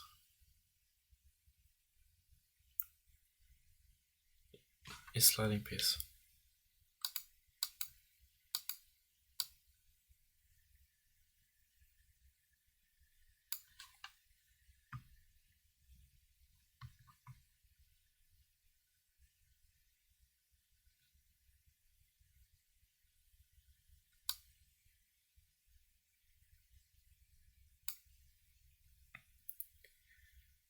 Piece white, piece bishop.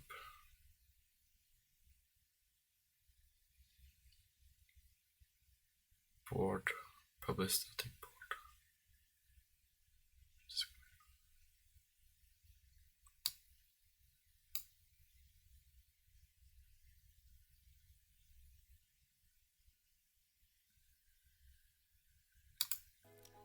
And then the 2 bits on the left tell us if it has a color associated with it, which can be white or black.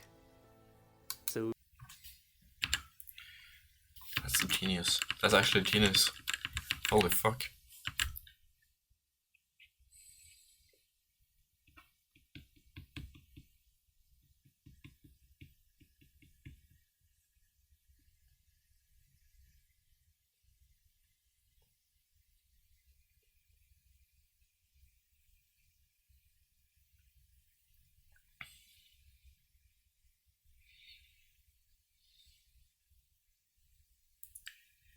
Damn. Pieces. He just keeps track of the pieces, so this is just a very efficient way of doing it, I think.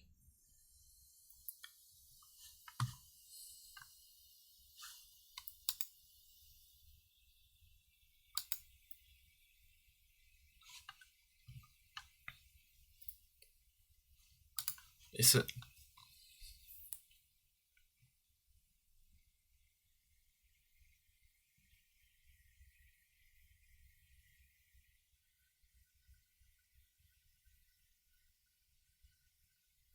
Oh shit.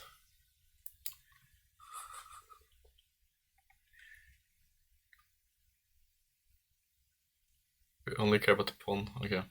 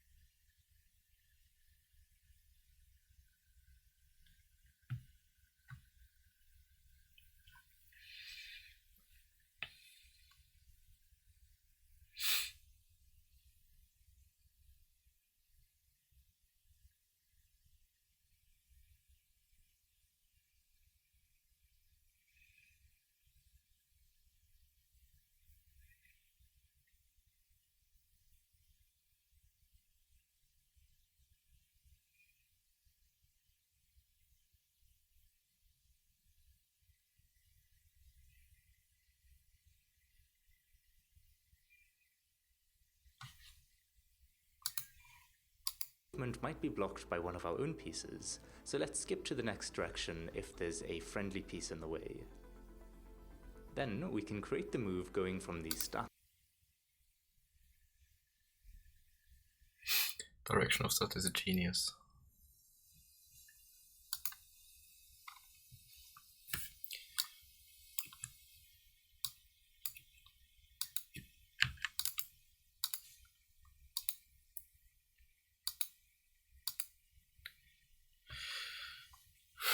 Print board, okay. Get legal moves.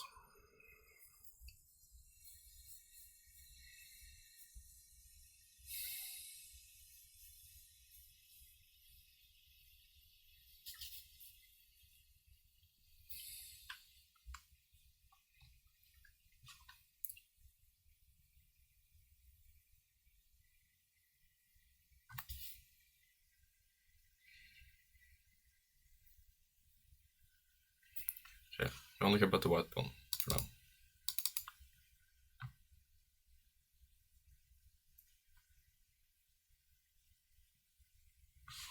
How does he do it?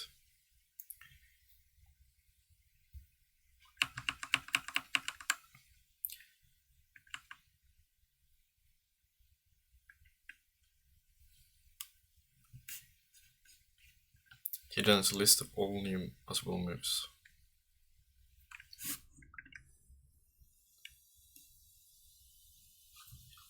He loops through the squares. The piece is the one on the square. If piece is white,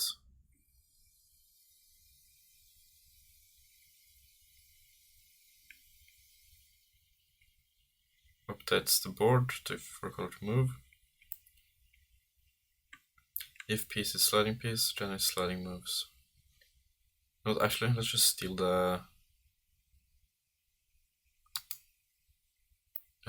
generate legal moves for moves to vary opponent's response. Oh wait, it's in here somewhere.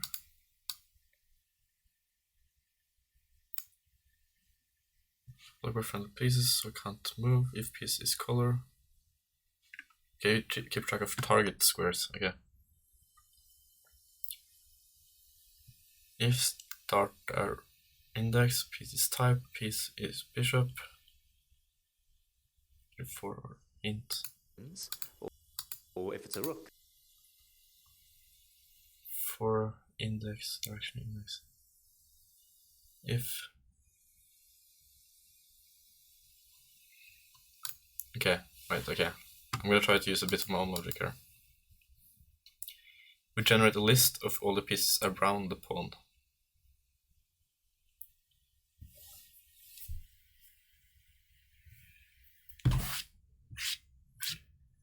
Not all around.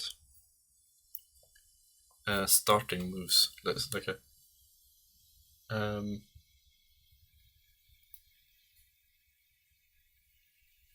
There's like a possible moves. Get legal moves.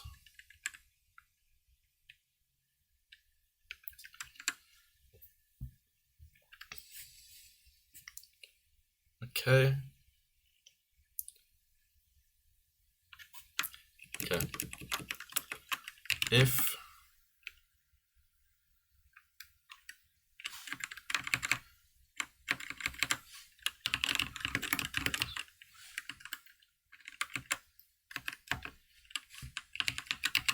piece is equal to get piece board x y, right? Get piece p. Also, let's use camel case. It's cooler. Get ps.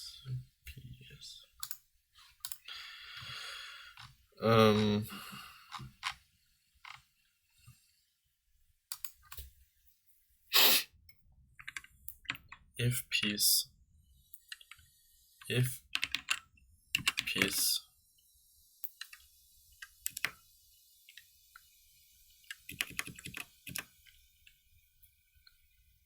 is white,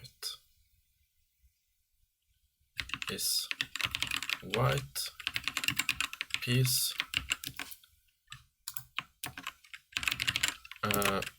def is white, piece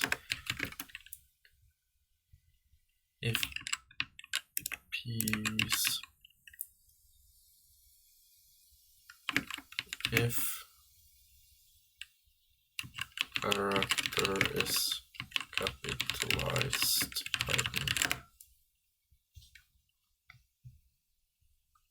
is upper. If piece is upper, return true, else return false. Okay, if piece is white,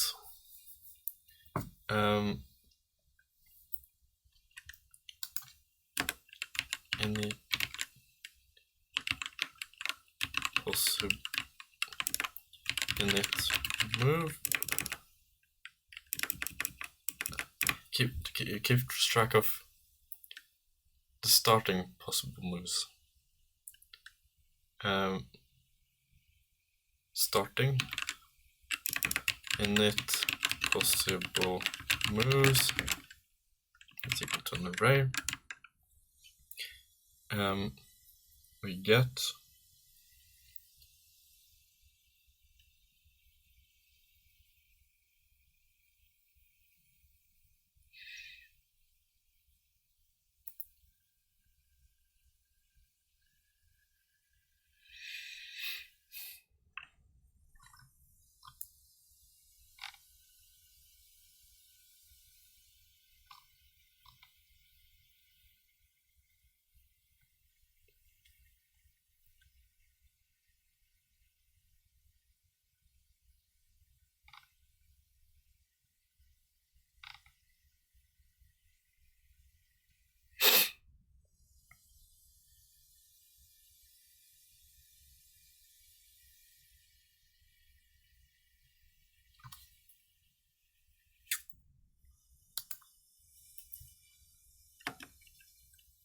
if piece does not equal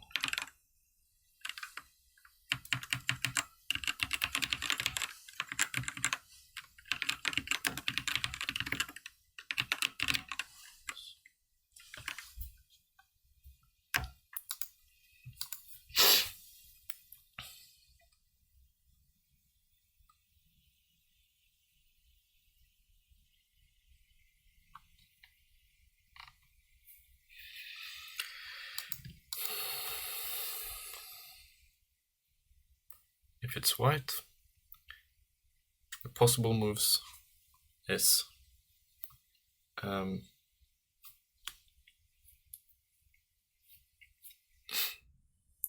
plus one row, minus one plus one.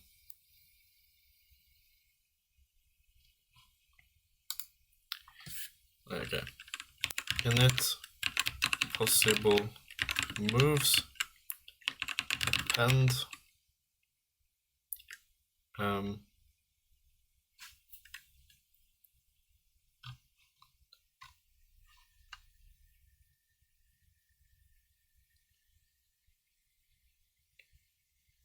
append y.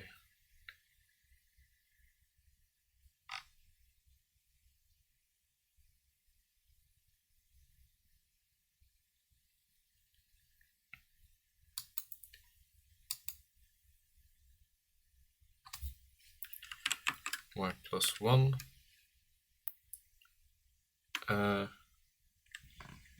If the piece is white, if column,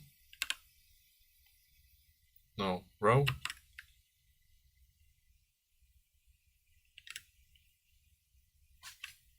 I really want to flip the board.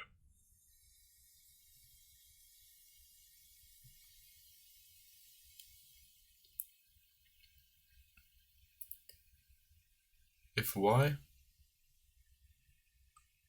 is 1,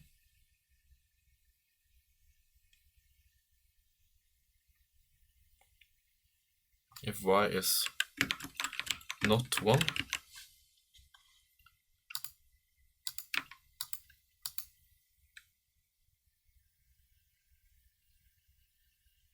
init possible moves, append x, y plus 1,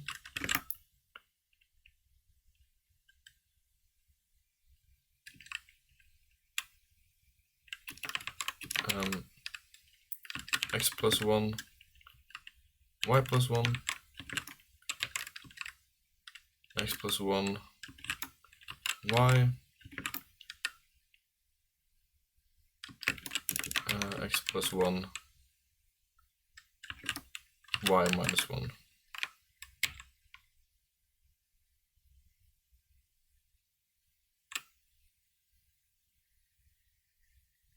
No.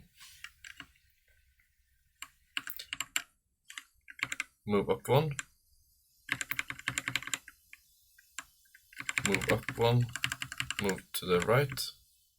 Move up 1 and to the left. 3 possible moves.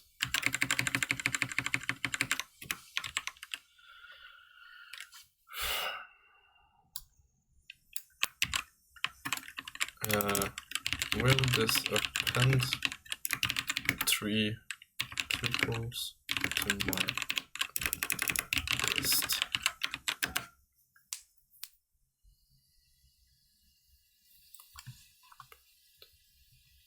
An argument which should be a single element such as tuple. In your case, append 3 tuples arguments.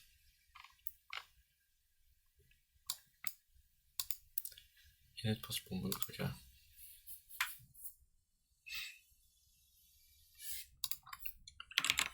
Append. This is also a cleaner way of doing it. X minus 1.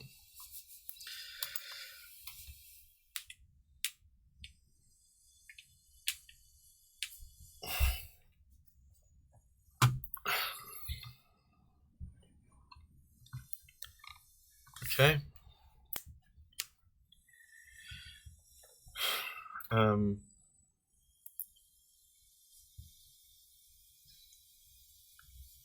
Piece white. Color piece color. Oh, that's better actually. Color.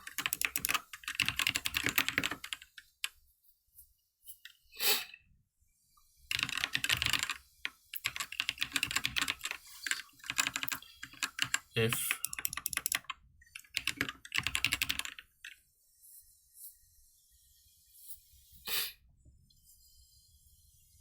should really have an enum here.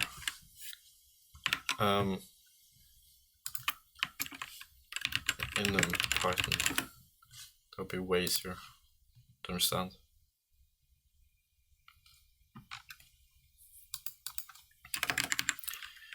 From enum import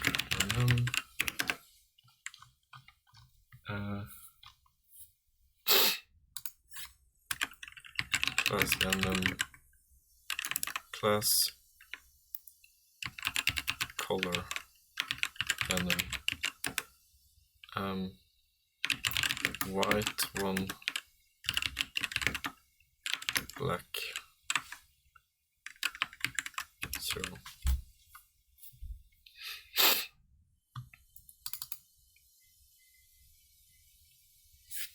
Then if color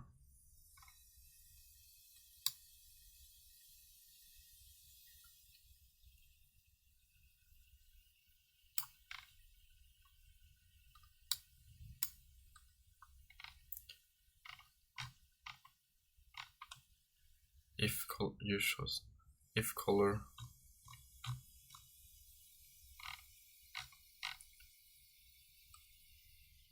color type color.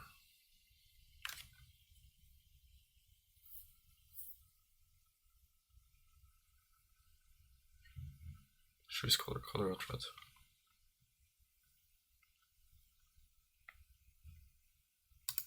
If color equals color white, color is white if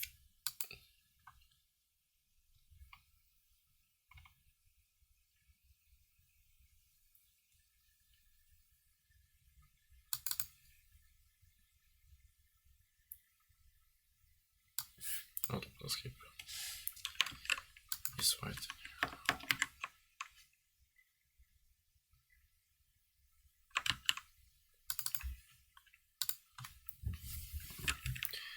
Return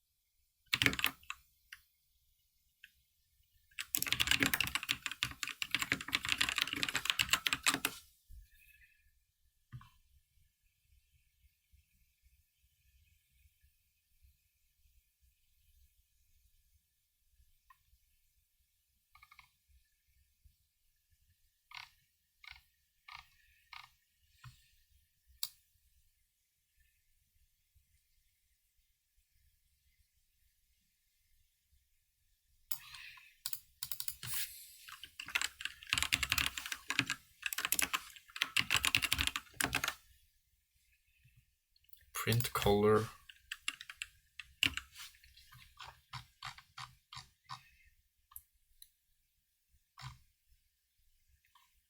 name white, print color value 1.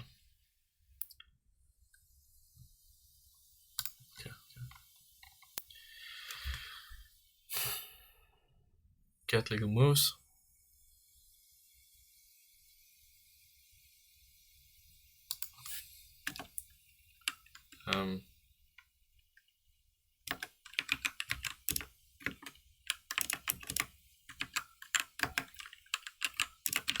Print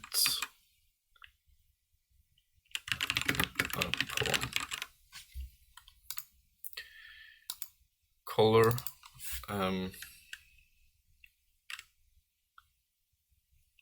set color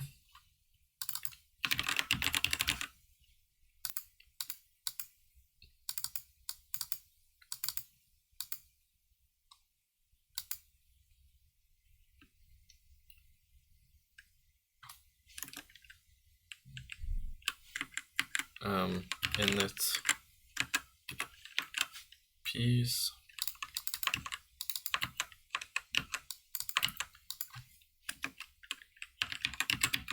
is equal to init piece lower.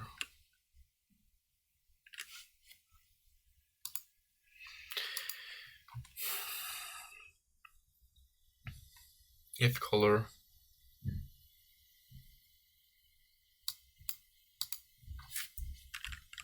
value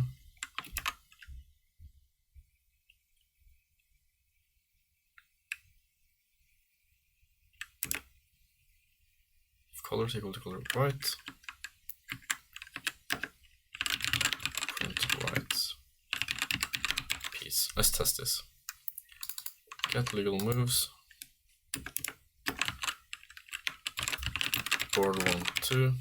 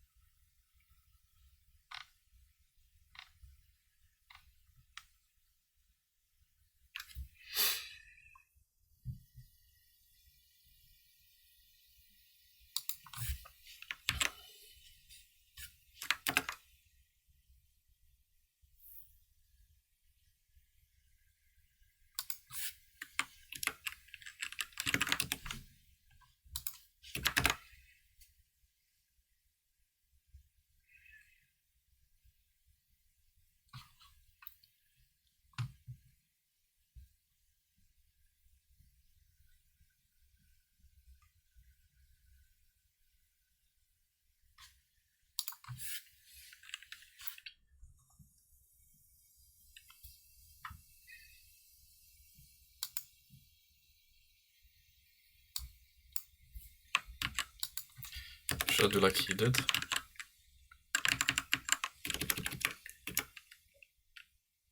Piece color. And we're always assuming it's always a pawn.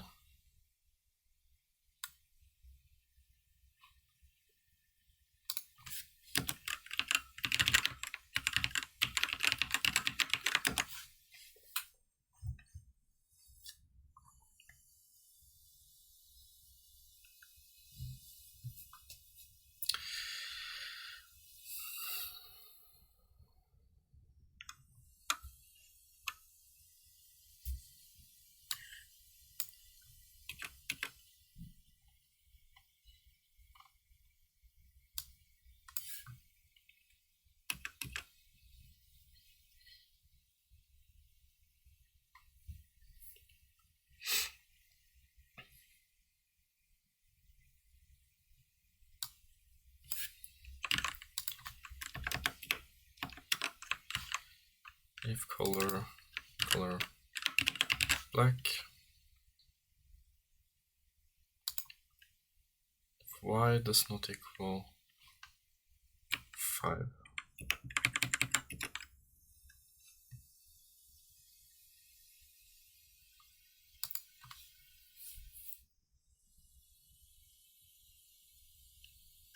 Y minus 1.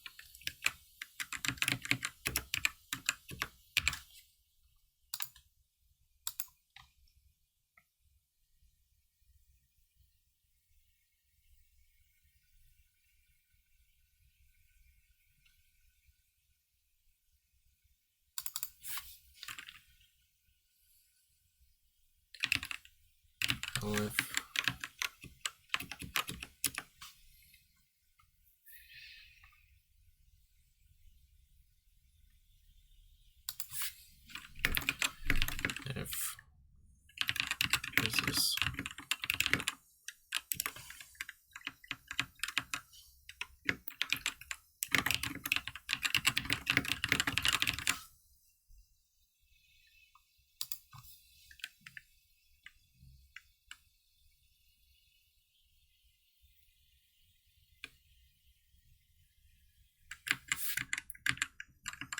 piece is not on top.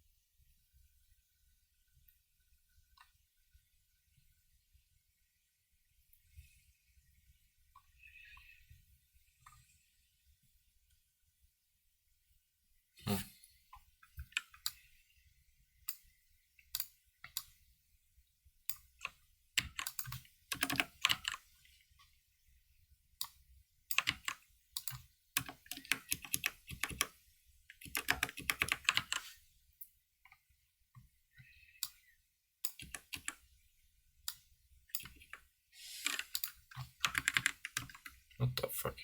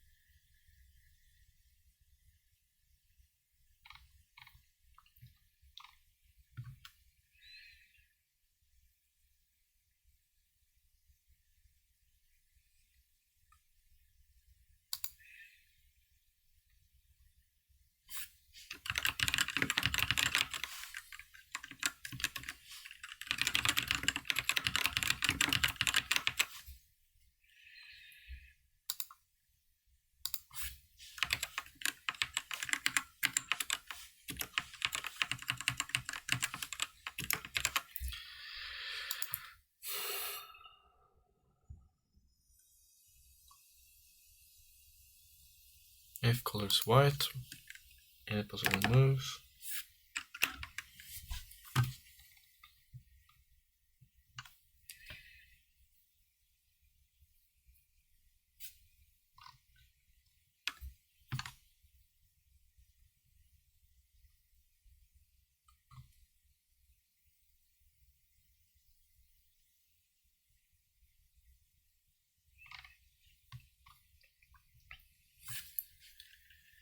If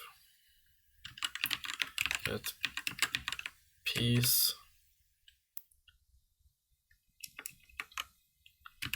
or I in net possible moves, if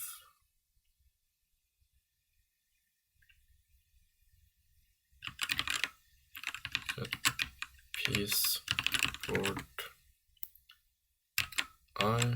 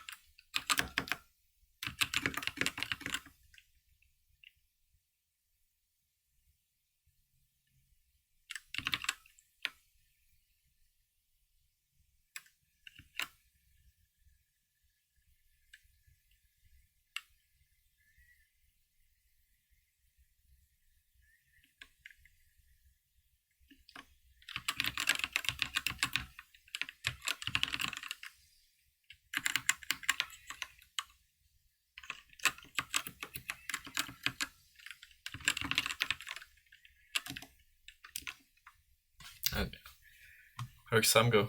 Better than Twitch viewership, I hope. Yeah, no, it went well. I got into school, and so now I'm studying physics.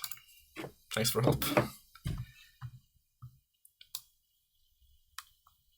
Or now I'm procrastinating studying physics, rather. But yeah, thank you. I live in the dorm room, enjoying life. Morse, hello.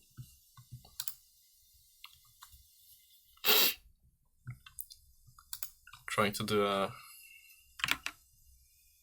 Where's the version even? Yeah, you're basically making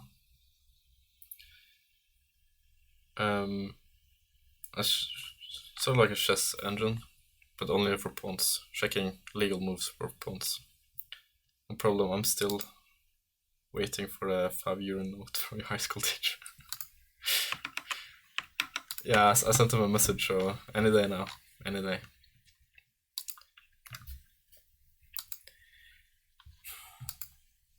How do you unpack?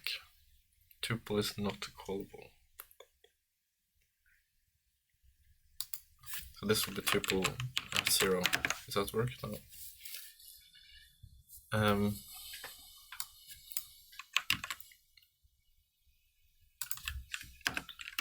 It'd be like get piece board 0 1.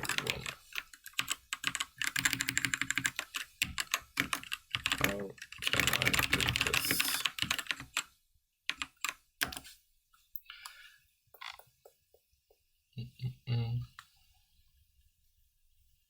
Like an unpack tuple type of thing. Yeah. Ooh. For I, so this means, okay. So this is for I, this is I, 0, I, 1. Okay.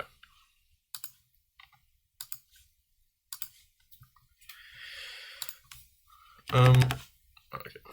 Possible moves. Get the piece.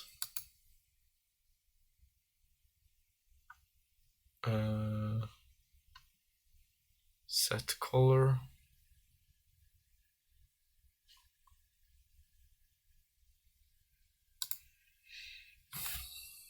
Set color.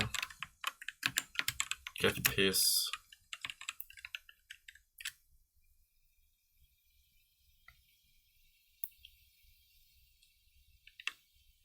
If this is equal to, so basically if this is equal to black, nothing happens. If this is equal to none, if this is equal to color white, is it pop?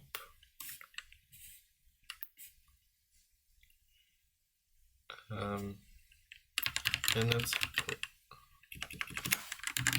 This is possible. That was stupid.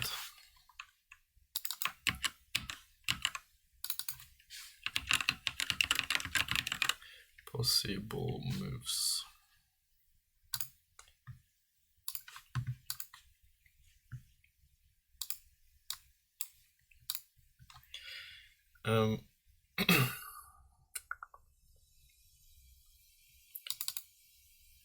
If the color of the piece in the possible move is the same as the color, you can't capture. So we remove tuple from list. You can use remove. This will remove tuple 01.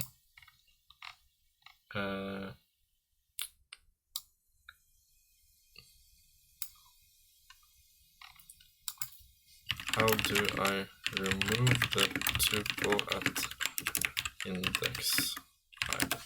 Maybe this is like pop. Yeah. Pop 1 will remove 2 1. 1, yeah, okay. Possible moves pop I.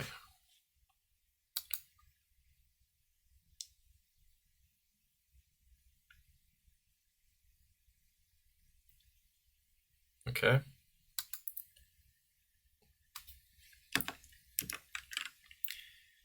If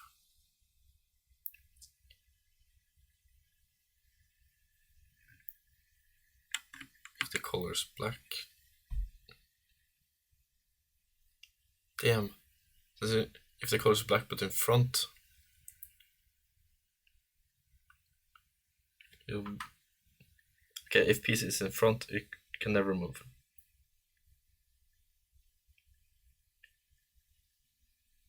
We only define the conditions where it can't do it. So if the color is to the sides, you can't move. Or if the color to the sides is the same, you can't move. If there's a piece in front, you can't move. And if there's not pieces to the side, you can't move.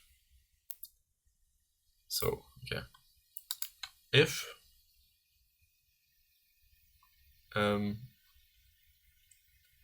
this one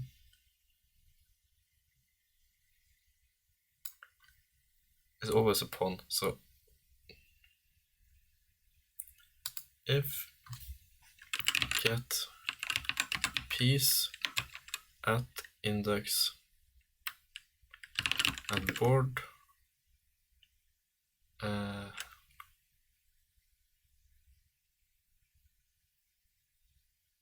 for I.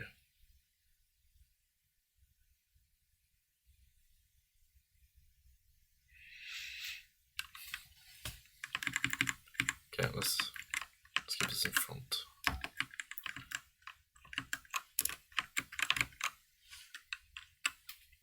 If get piece is equal to none, is not. Okay. If get piece board x xy plus 1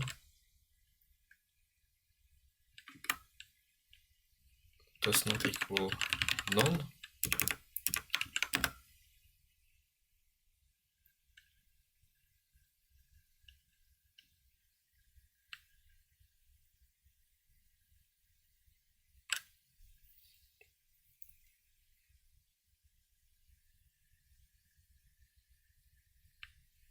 remove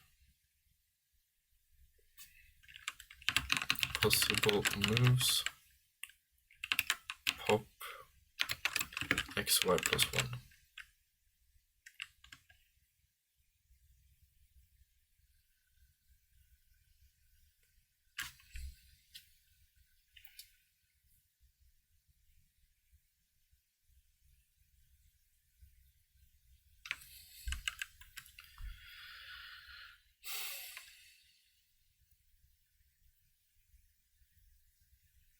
That's the color of the piece.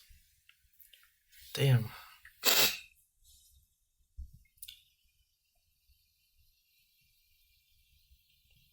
I think it's better to do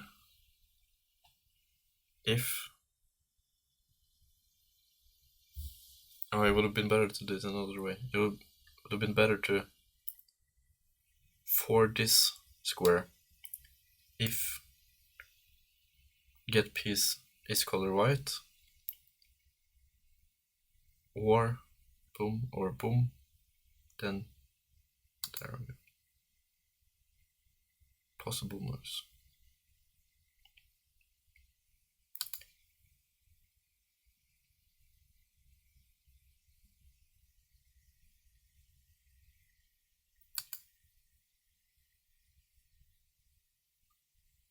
Okay, wait, let's try that. I think that's better.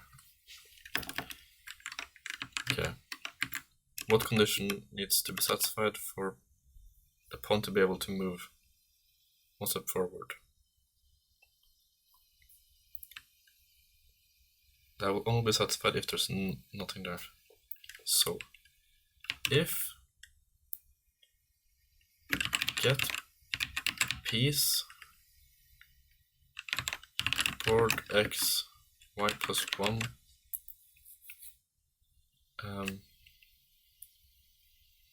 equals none, possible move, append. Okay, go. That one was this one. Okay. Now if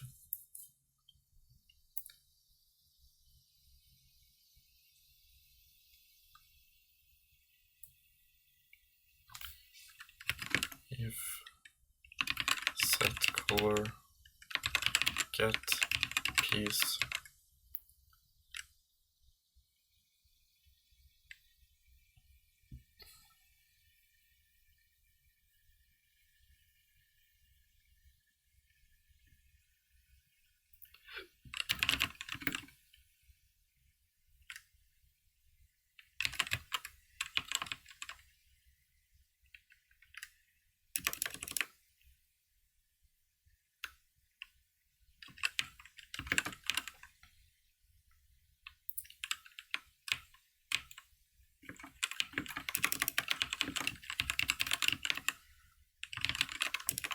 color black or set color get piece board x minus 1 y plus 1 equals color black.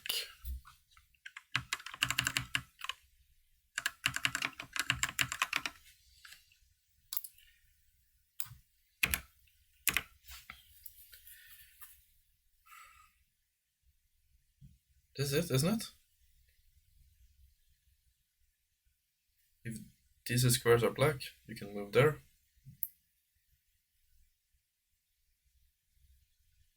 Or if there's nothing in front, you can move there. I think that's correct. Okay.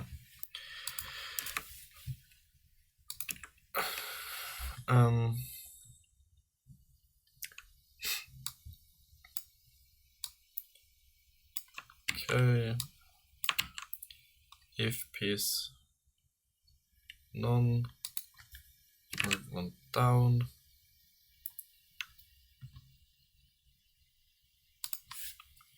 X minus 1,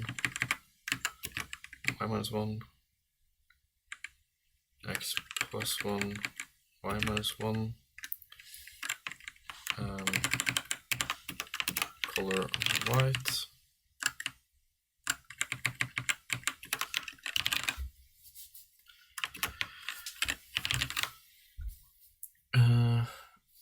append minus 1, minus 1.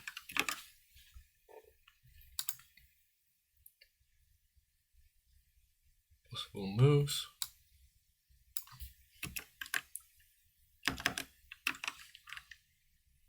Return possible moves.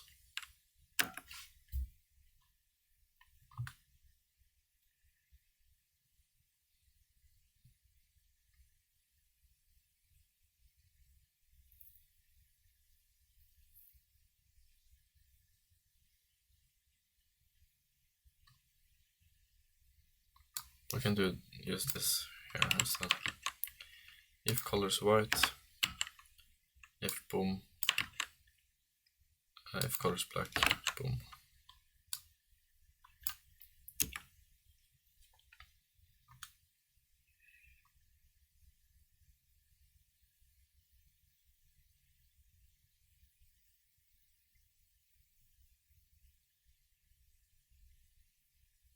Now if piece is on top, right? If piece on top, return none.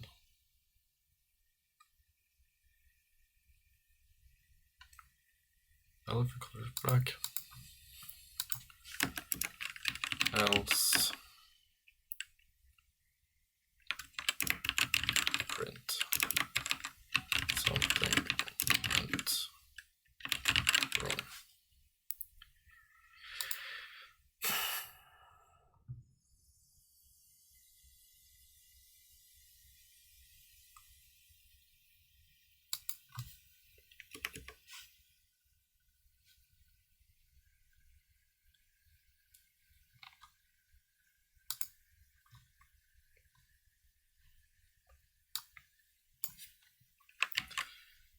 Four, 3, 4, 4. Come on, come on, come on. Fuck. Else black, white, color black. Yeah.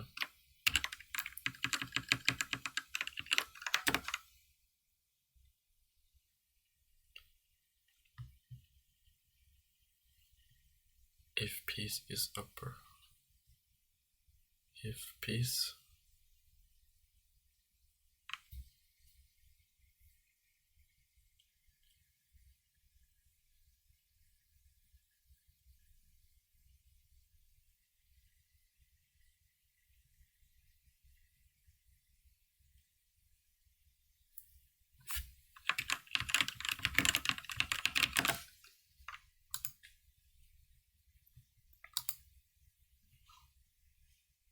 returns true if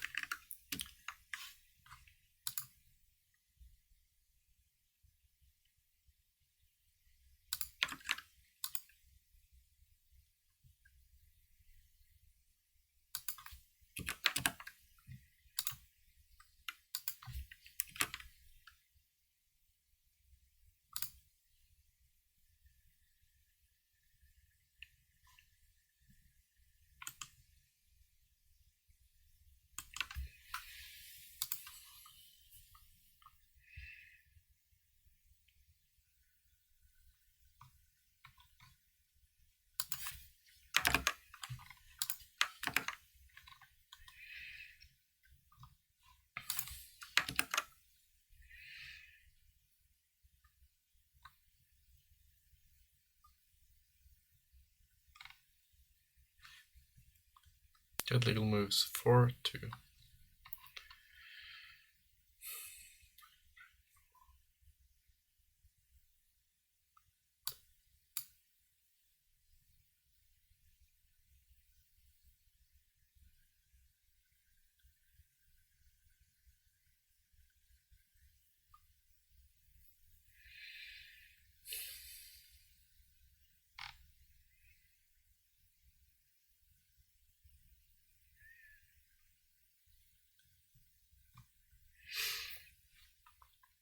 Init piece.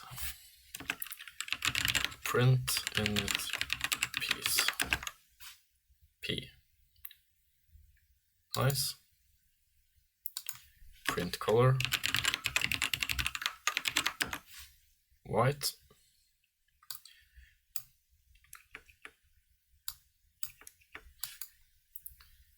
Piece is lower.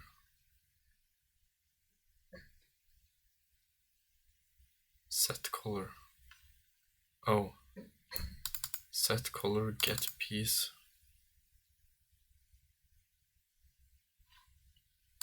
Okay. If piece none, return none.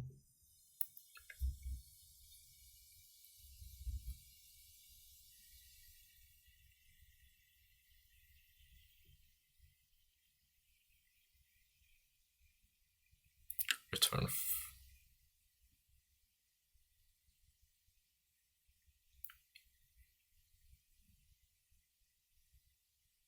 black is 0, so I can't return none. I can false.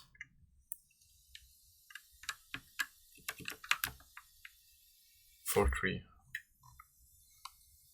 4, 4. That's it. That's wrong. The pawn can't move there.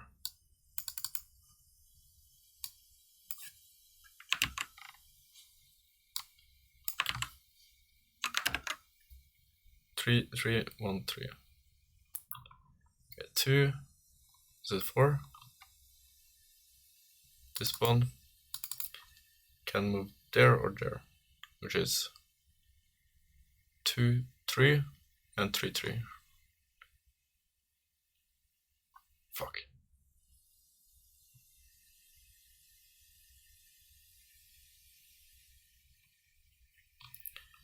This pawn can move forward to 3, 3, and it can move. So it's black, if color is black. Pant, knight.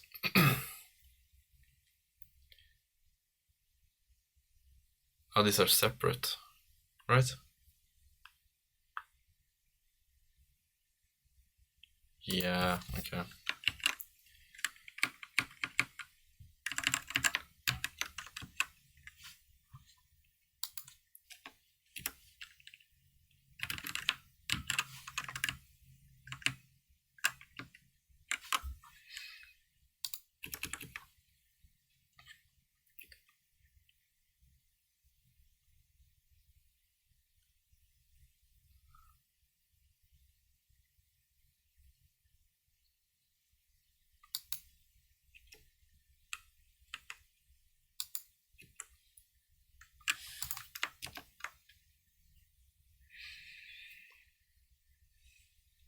If x plus 1 y minus 1 is equal to color white.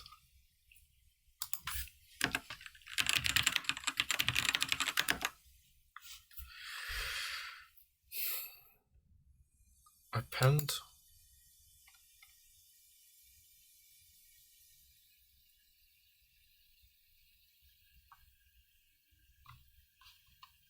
three, 3. Okay, wait, I got that one.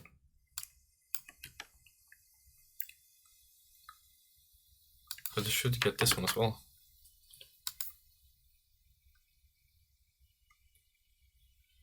If get piece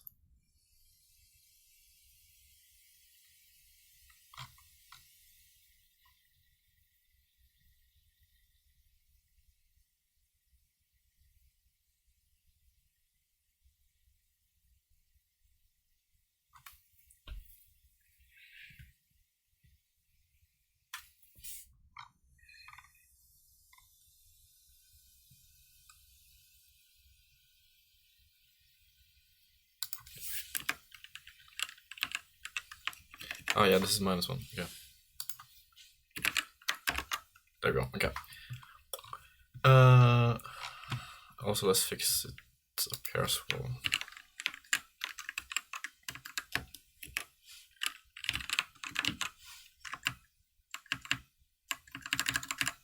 Then let's go. Minus plus 1. Okay. Good shit.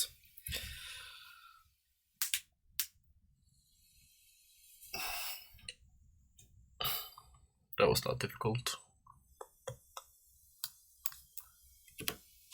To be fair, for like 45 minutes, I thought this was for every piece.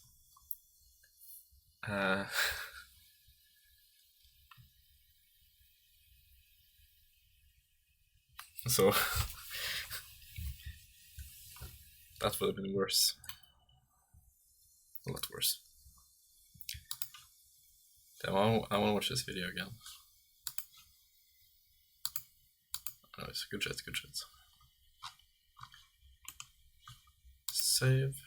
So I've done the 2 most difficult ones.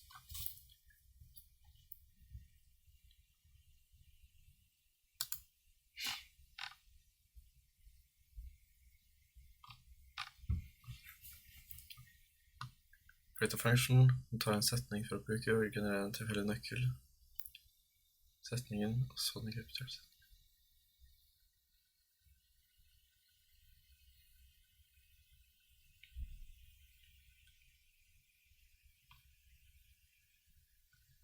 Det er litt kult faktisk.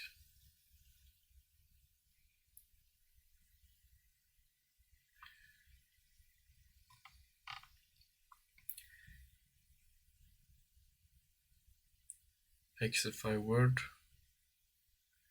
to string. Lag en encrypt message key som tar en message og nøkkel som er like lang som message. Og returnerer enkrypterte ordet ved bruk av XOR.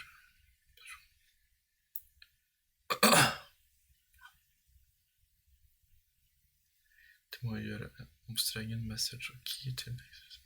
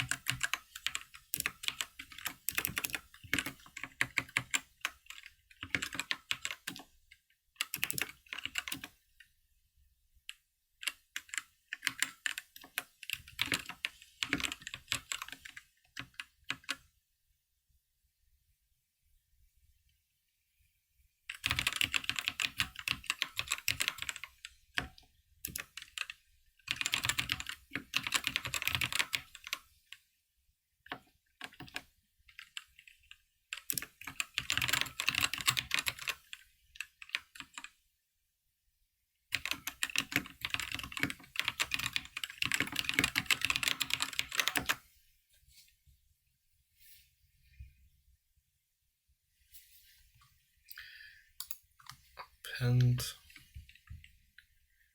setning.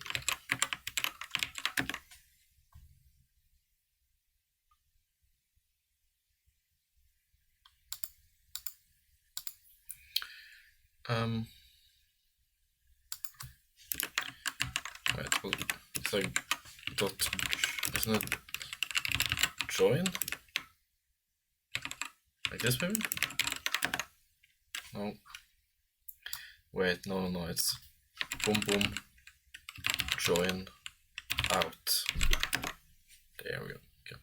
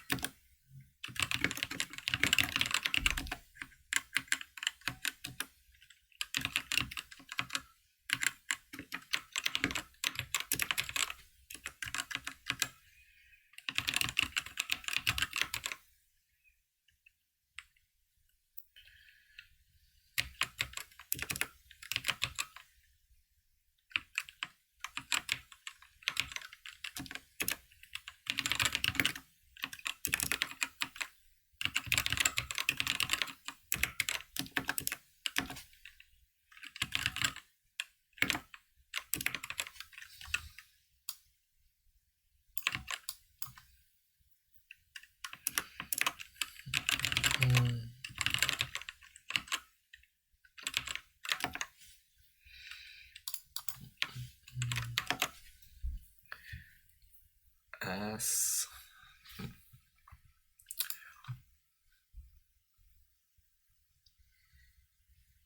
Enter. This is the last two. No, it's not.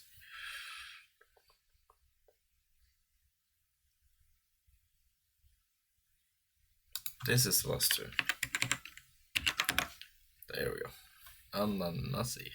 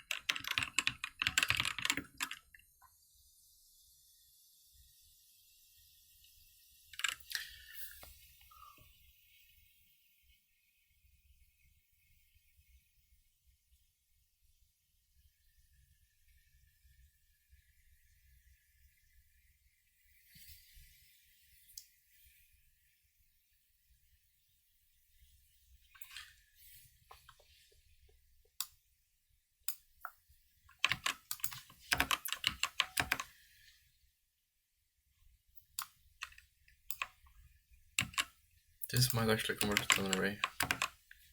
No.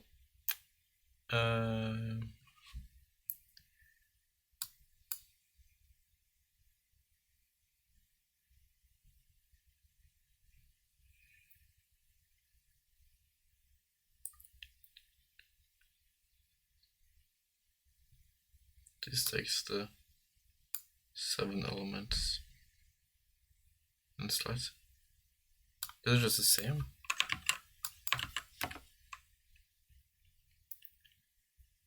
Okay. Wait.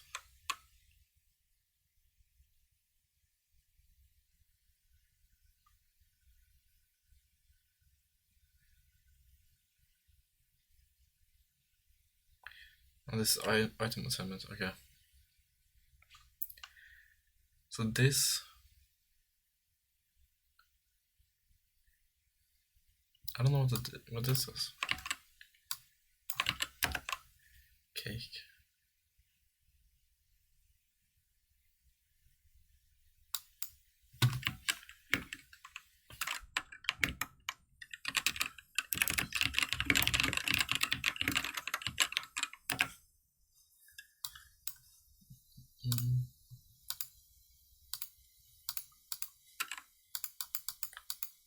Dead crushed.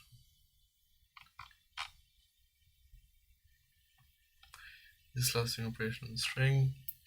To start 4 characters from the end of the string. This is however, since the string only.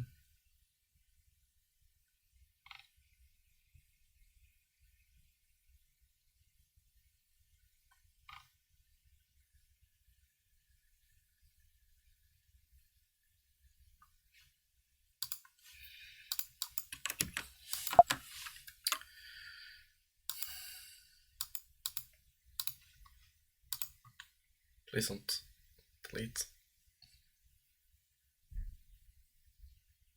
Nice, okay.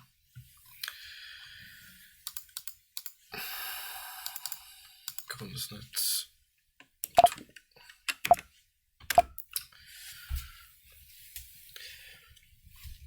Oh, det was lagging.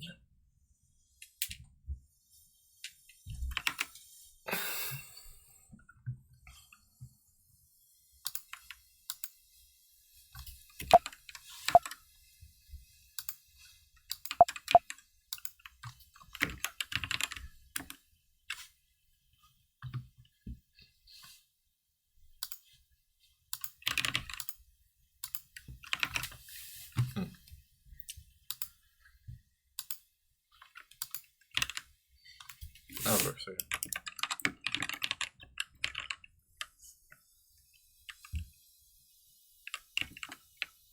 Syntax until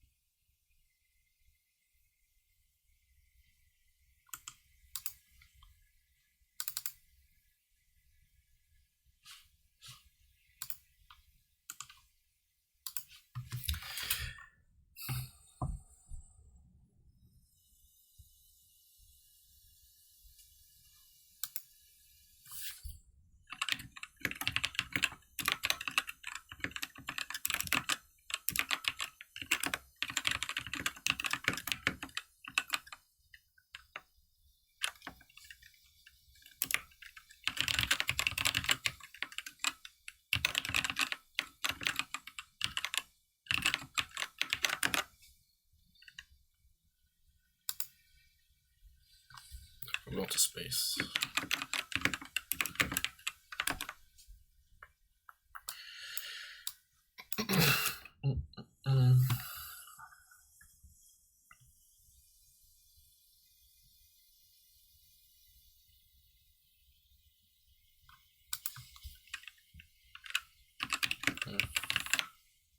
Join list, return, join list.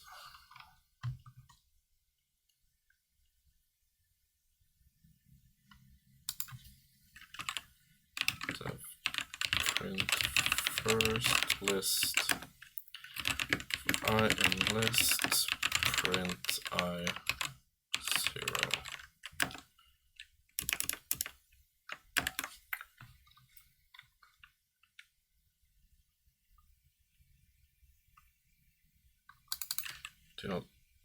I do not care. I absolutely don't care. It will write out. Fuck.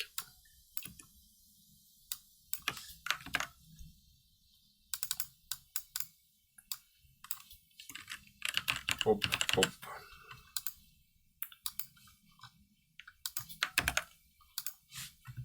There we go.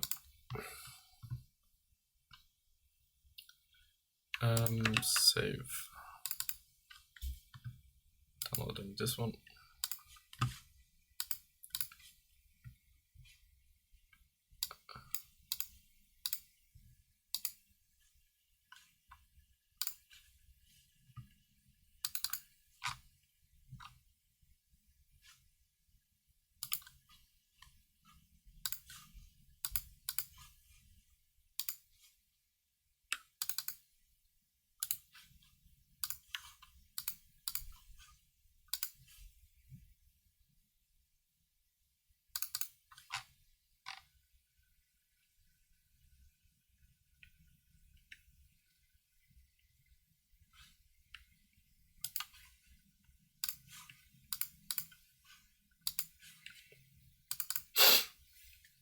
To 4 after 13.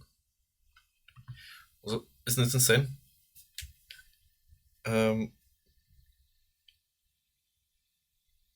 This one was supposed to be very difficult. This is how long this one was. Not very difficult. This one was to be like pretty much equally difficult.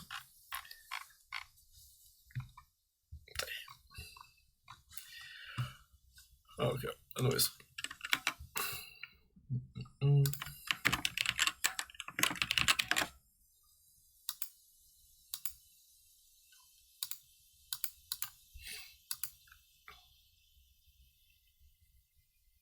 These all look correct. Compress. Call this. Code 6.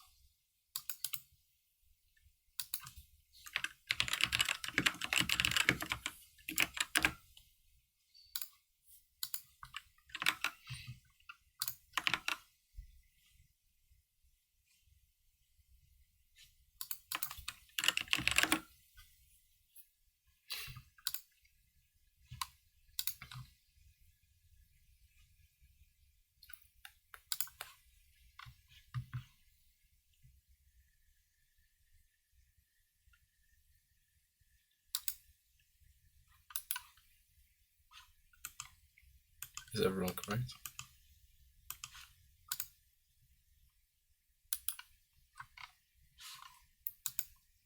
Good, good, good.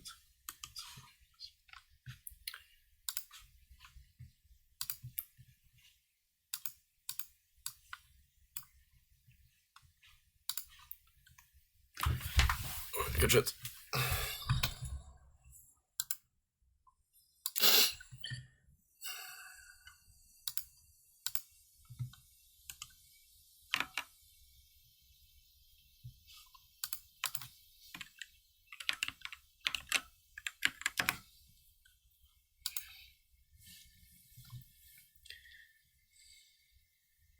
Okay, so today we're reading 4-1, 4-2,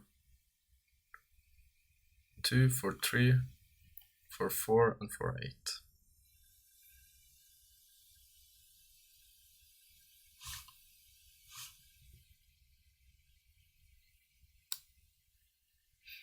Oh, maybe just the whole chapter except 4-2.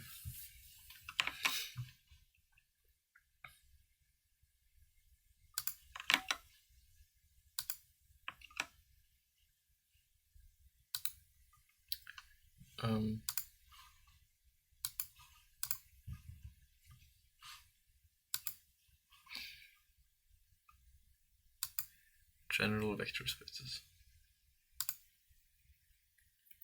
And we supplement that with this.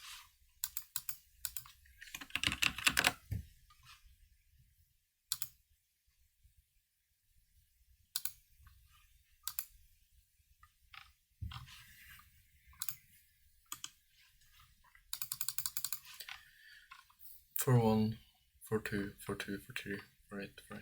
Okay. Take a short break, make some lunch. Then I'll be back.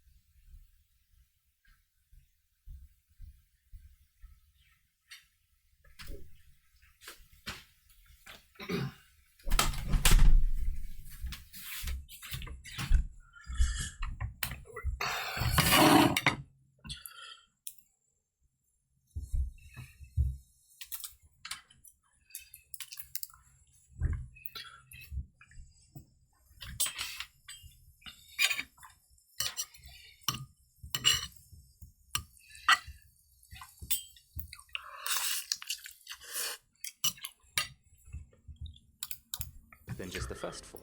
So, and here we have our very humble beginnings. I expect I'll be at light or dark. We can just begin simply by creating the chessboard. So we'll need 2 loops for the X and Y axes, or files and ranks if you prefer. And to tell if a square should be colored light or dark, we can just check whether or not the file plus the rank is divisible by 2. Let's try running this code, and here we have our very humble beginnings. I expect I'll be staring at these 64 squares a lot in the coming days or weeks, depending how challenging this turns out to be, so I'll tweak these colors to something a little easier on the eyes. Next we'll need some pieces, and I found this nice design online, which came along with some interesting additional ideas for a giraffe, a zebra, whatever this is, and several more. I think chess is confusing enough as it is though, so I'll stick to these for now. We then need to represent these pieces in code, so I'll assign each type of piece a number, along with a number for white and black. These values could be pretty much anything, but I chose these particular ones so that if we look at a piece in binary, the 3 bits on the right will tell us what type of piece it is, and then the 2 bits on the left tell us if it has a color associated with it, which can be white or black. So let's now create an array of 64 numbers, which will be the computer's internal representation of the chessboard.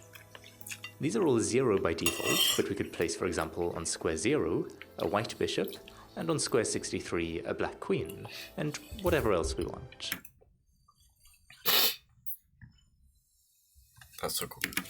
Behind the scenes, I also added some code for actually displaying the pieces. I'm not sure if they're obscuring quite enough of the board at the moment though, so let me fix that. Perfect. Now, instead of setting up the board piece by piece in that array, I'd like to support the standard notation called fen. Here's an example of a fen string, which might look terribly cryptic at first glance, but it's actually really simple. We start at the top left square, and here we have 7 empty spaces followed by a lowercase k, meaning there's a black king hiding in this corner. We then go to the next rank and skip 3 spaces, and here we have an uppercase n, meaning a white knight. You're probably getting the idea already, so I'll spare you the tedium of going through the rest. I've written up this little function to translate those fen strings into the format we're using, and up at the top here, I'll write out the fen for the starting position, so we can load that in. And here it is. I've also implemented some simple drag and drop behavior for the pieces, although it's not quite behaving how I'd hoped. I'll go ahead and fix that quickly, so now it's making the pieces disappear for some reason. I'm rapidly losing faith in my ability to code anything, but I have at last got it working, and I think it's looking nice. Although, of course, nothing's really stopping me from sneaking in a move like this when my opponent's not paying attention. So the first real challenge of this project is going to be calculating what the legal moves are in any given position. So, these are the indices of our squares, and from any square we can move orthogonally like a rook by adding these offsets, and diagonally like a bishop with these offsets. Oh my god. That's actually very cool. Wait. So we made a race for each line, but he has assigned a number to each. Huh. Offsets. I'll write out those values, and then I'm going to make another little array, and when the program starts up, it's going to quickly calculate the number of squares to the edge of the board, starting from each different square and going in every direction, just so we can easily look up that information when we need it. Let's then define a little structure for holding a move, and that will just record the starting square and the target square. Look up that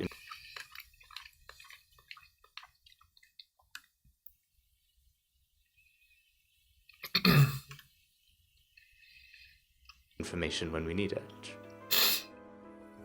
Let's then define a little structure for holding a move, and that will just record the starting square and the target square of the piece we want to move. We can then make a list of these moves and a function for actually generating them. What we can do in here is just loop over all 64 squares and see what piece is on each square, and we're only interested in the piece if it's the right color for whoever's turn it is to move. Let's focus for now on the long-range sliding pieces. That's the bishop, the rook, and the queen. So in the sliding piece function, we can loop over the 8 different directions, and for each direction we'll also have a loop for the number of squares that exist in that direction up to the edge of the board. Now of course, our movement might be blocked by one of our own pieces, so let's skip to the next direction if there's a friendly piece in the way. Then we can create the move going from the start square to the target square, and add it to the list of possible moves. Finally, if there's an enemy piece on the target square, we'll be capturing it, so then we can't go any further than that, and we'll need to skip to the next direction there as well. This should work for the queen, which moves in all 8 directions, but if it's a bishop, we only want to look at the last 4 directions, or if it's a rook, then just the first 4, so I've added some logic here for handling that. If we now try this out on the board, the sliding pieces should all be obediently obeying the rules. I then spent some time carefully implementing the rules for the remaining pieces, but I'll spare you a detailed account of that.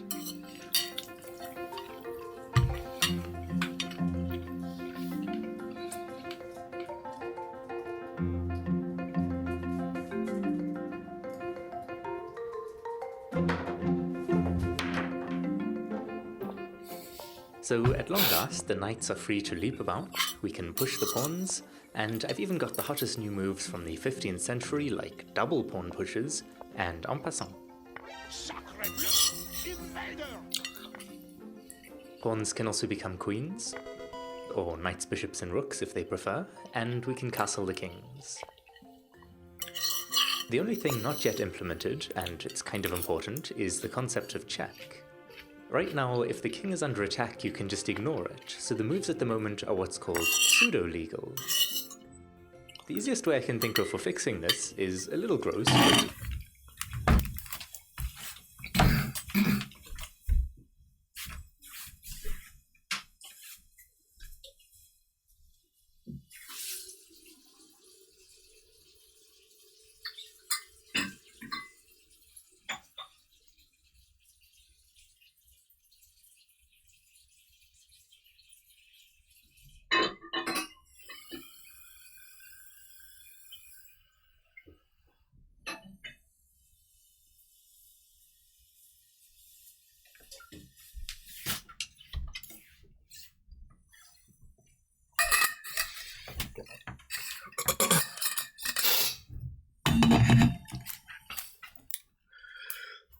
but it's to take each pseudo-legal move, play it on the board, and then look at all the opponent's responses.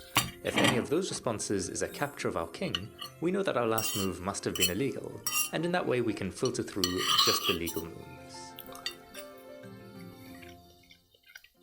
Let's put this to the test quickly.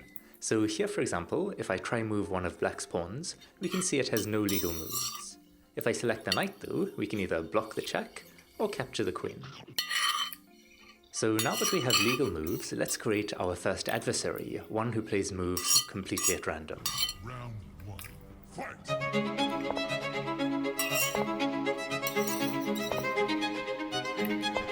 Okay, it turns out that playing randomly is not really a viable strategy. Just for fun though, let's pit the computer against itself. Truly a beautiful game.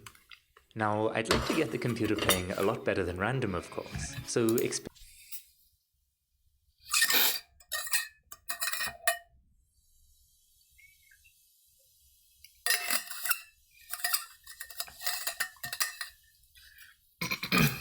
human players rely heavily on pattern recognition and intuition, and even when calculating concrete sequences of moves, they only really consider a tiny fraction of the possibilities, with most being subconsciously rejected as irrelevant. Programming a computer in this way is not easy.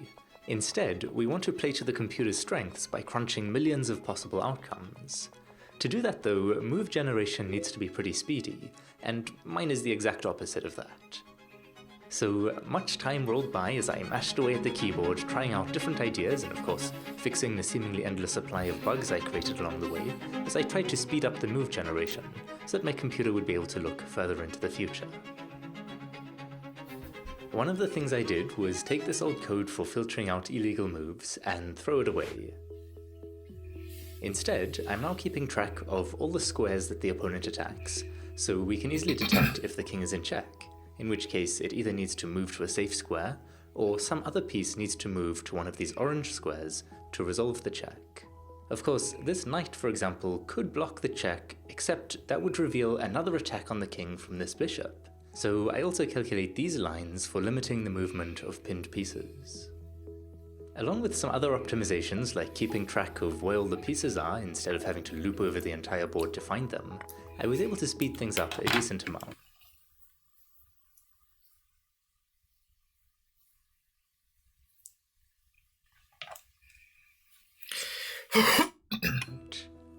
Now, I've been moving pieces around for a while, and it seems like everything's working correctly, but it's possible I've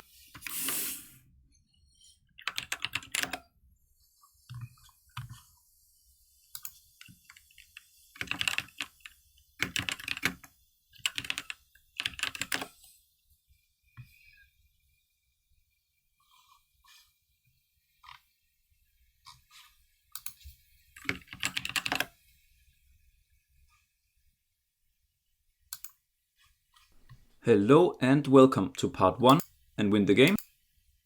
Seen what the project. But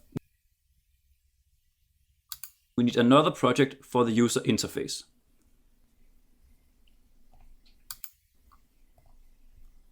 Search for blank solution.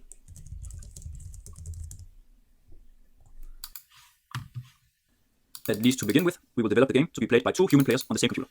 But if there's enough demand for it, we could add some computer control players as well. Alright, now that we've seen what the final game will look like, let's open up Visual Studio and get started.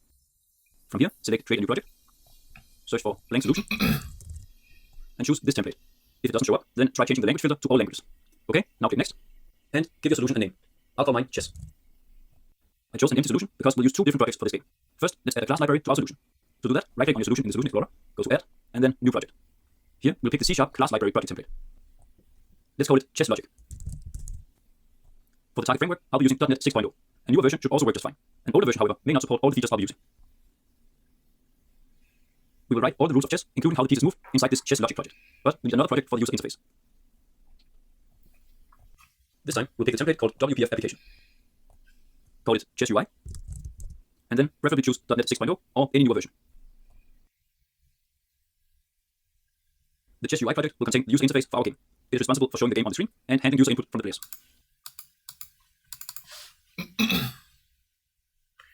I think this guy is using Visual Studio.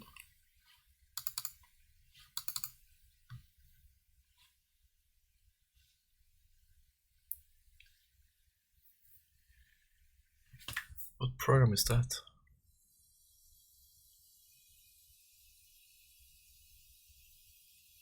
It's like a graphic interface. This is Visual Studio.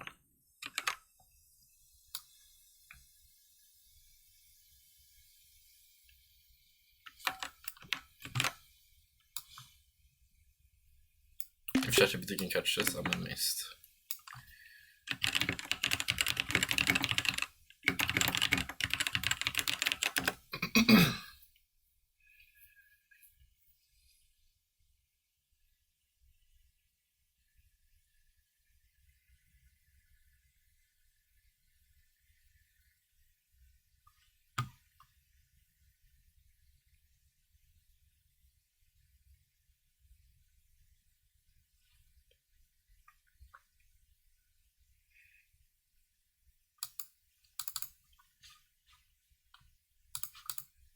Okay, let's open the project properties for Chess Logic.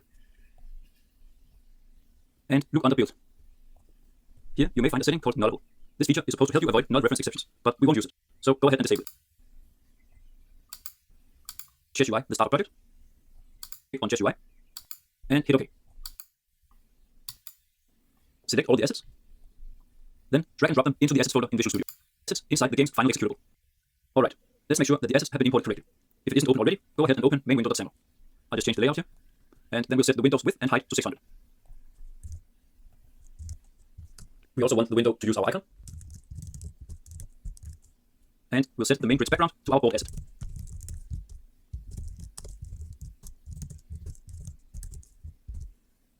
Okay, let's start the program. You should now see a window with the chess icon and the bolt. At this point, we've set up everything we need to program a nice chess game. In the next part, we'll add some simple classes to the chess logic project. See you then. Cool. Welcome back. In this video, we start with alt enter. Damn, I kind of want to do that now. Effectively calls itself.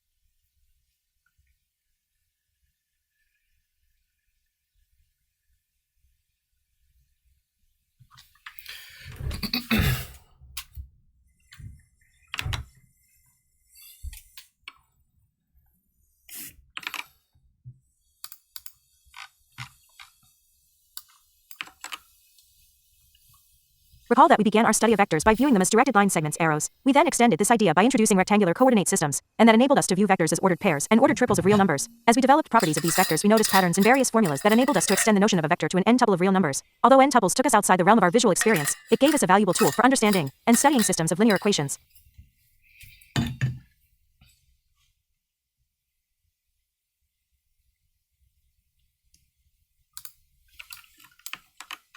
In this chapter, we will extend the concept of a vector, yet again by using the most important algebraic properties of vectors and n as axioms. These axioms, if satisfied by a set of objects, will enable us to think of those objects as vectors.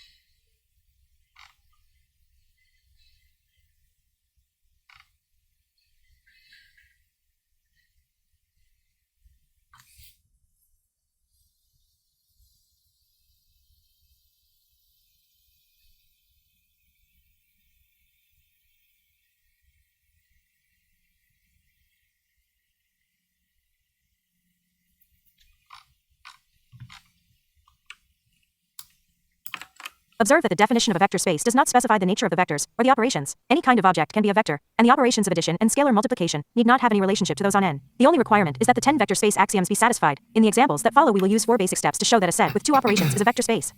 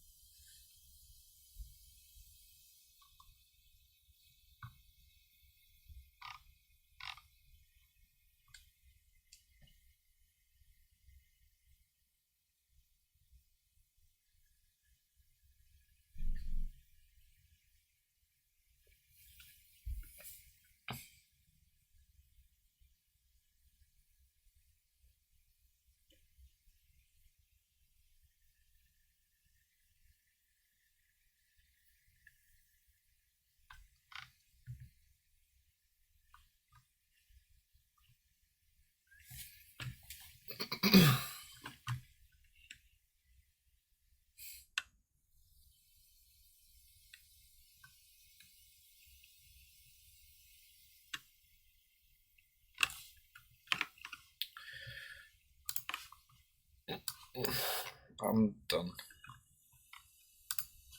I'm gonna lay in bed and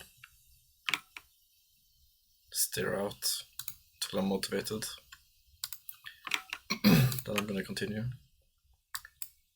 Because right now I'm not catching anything.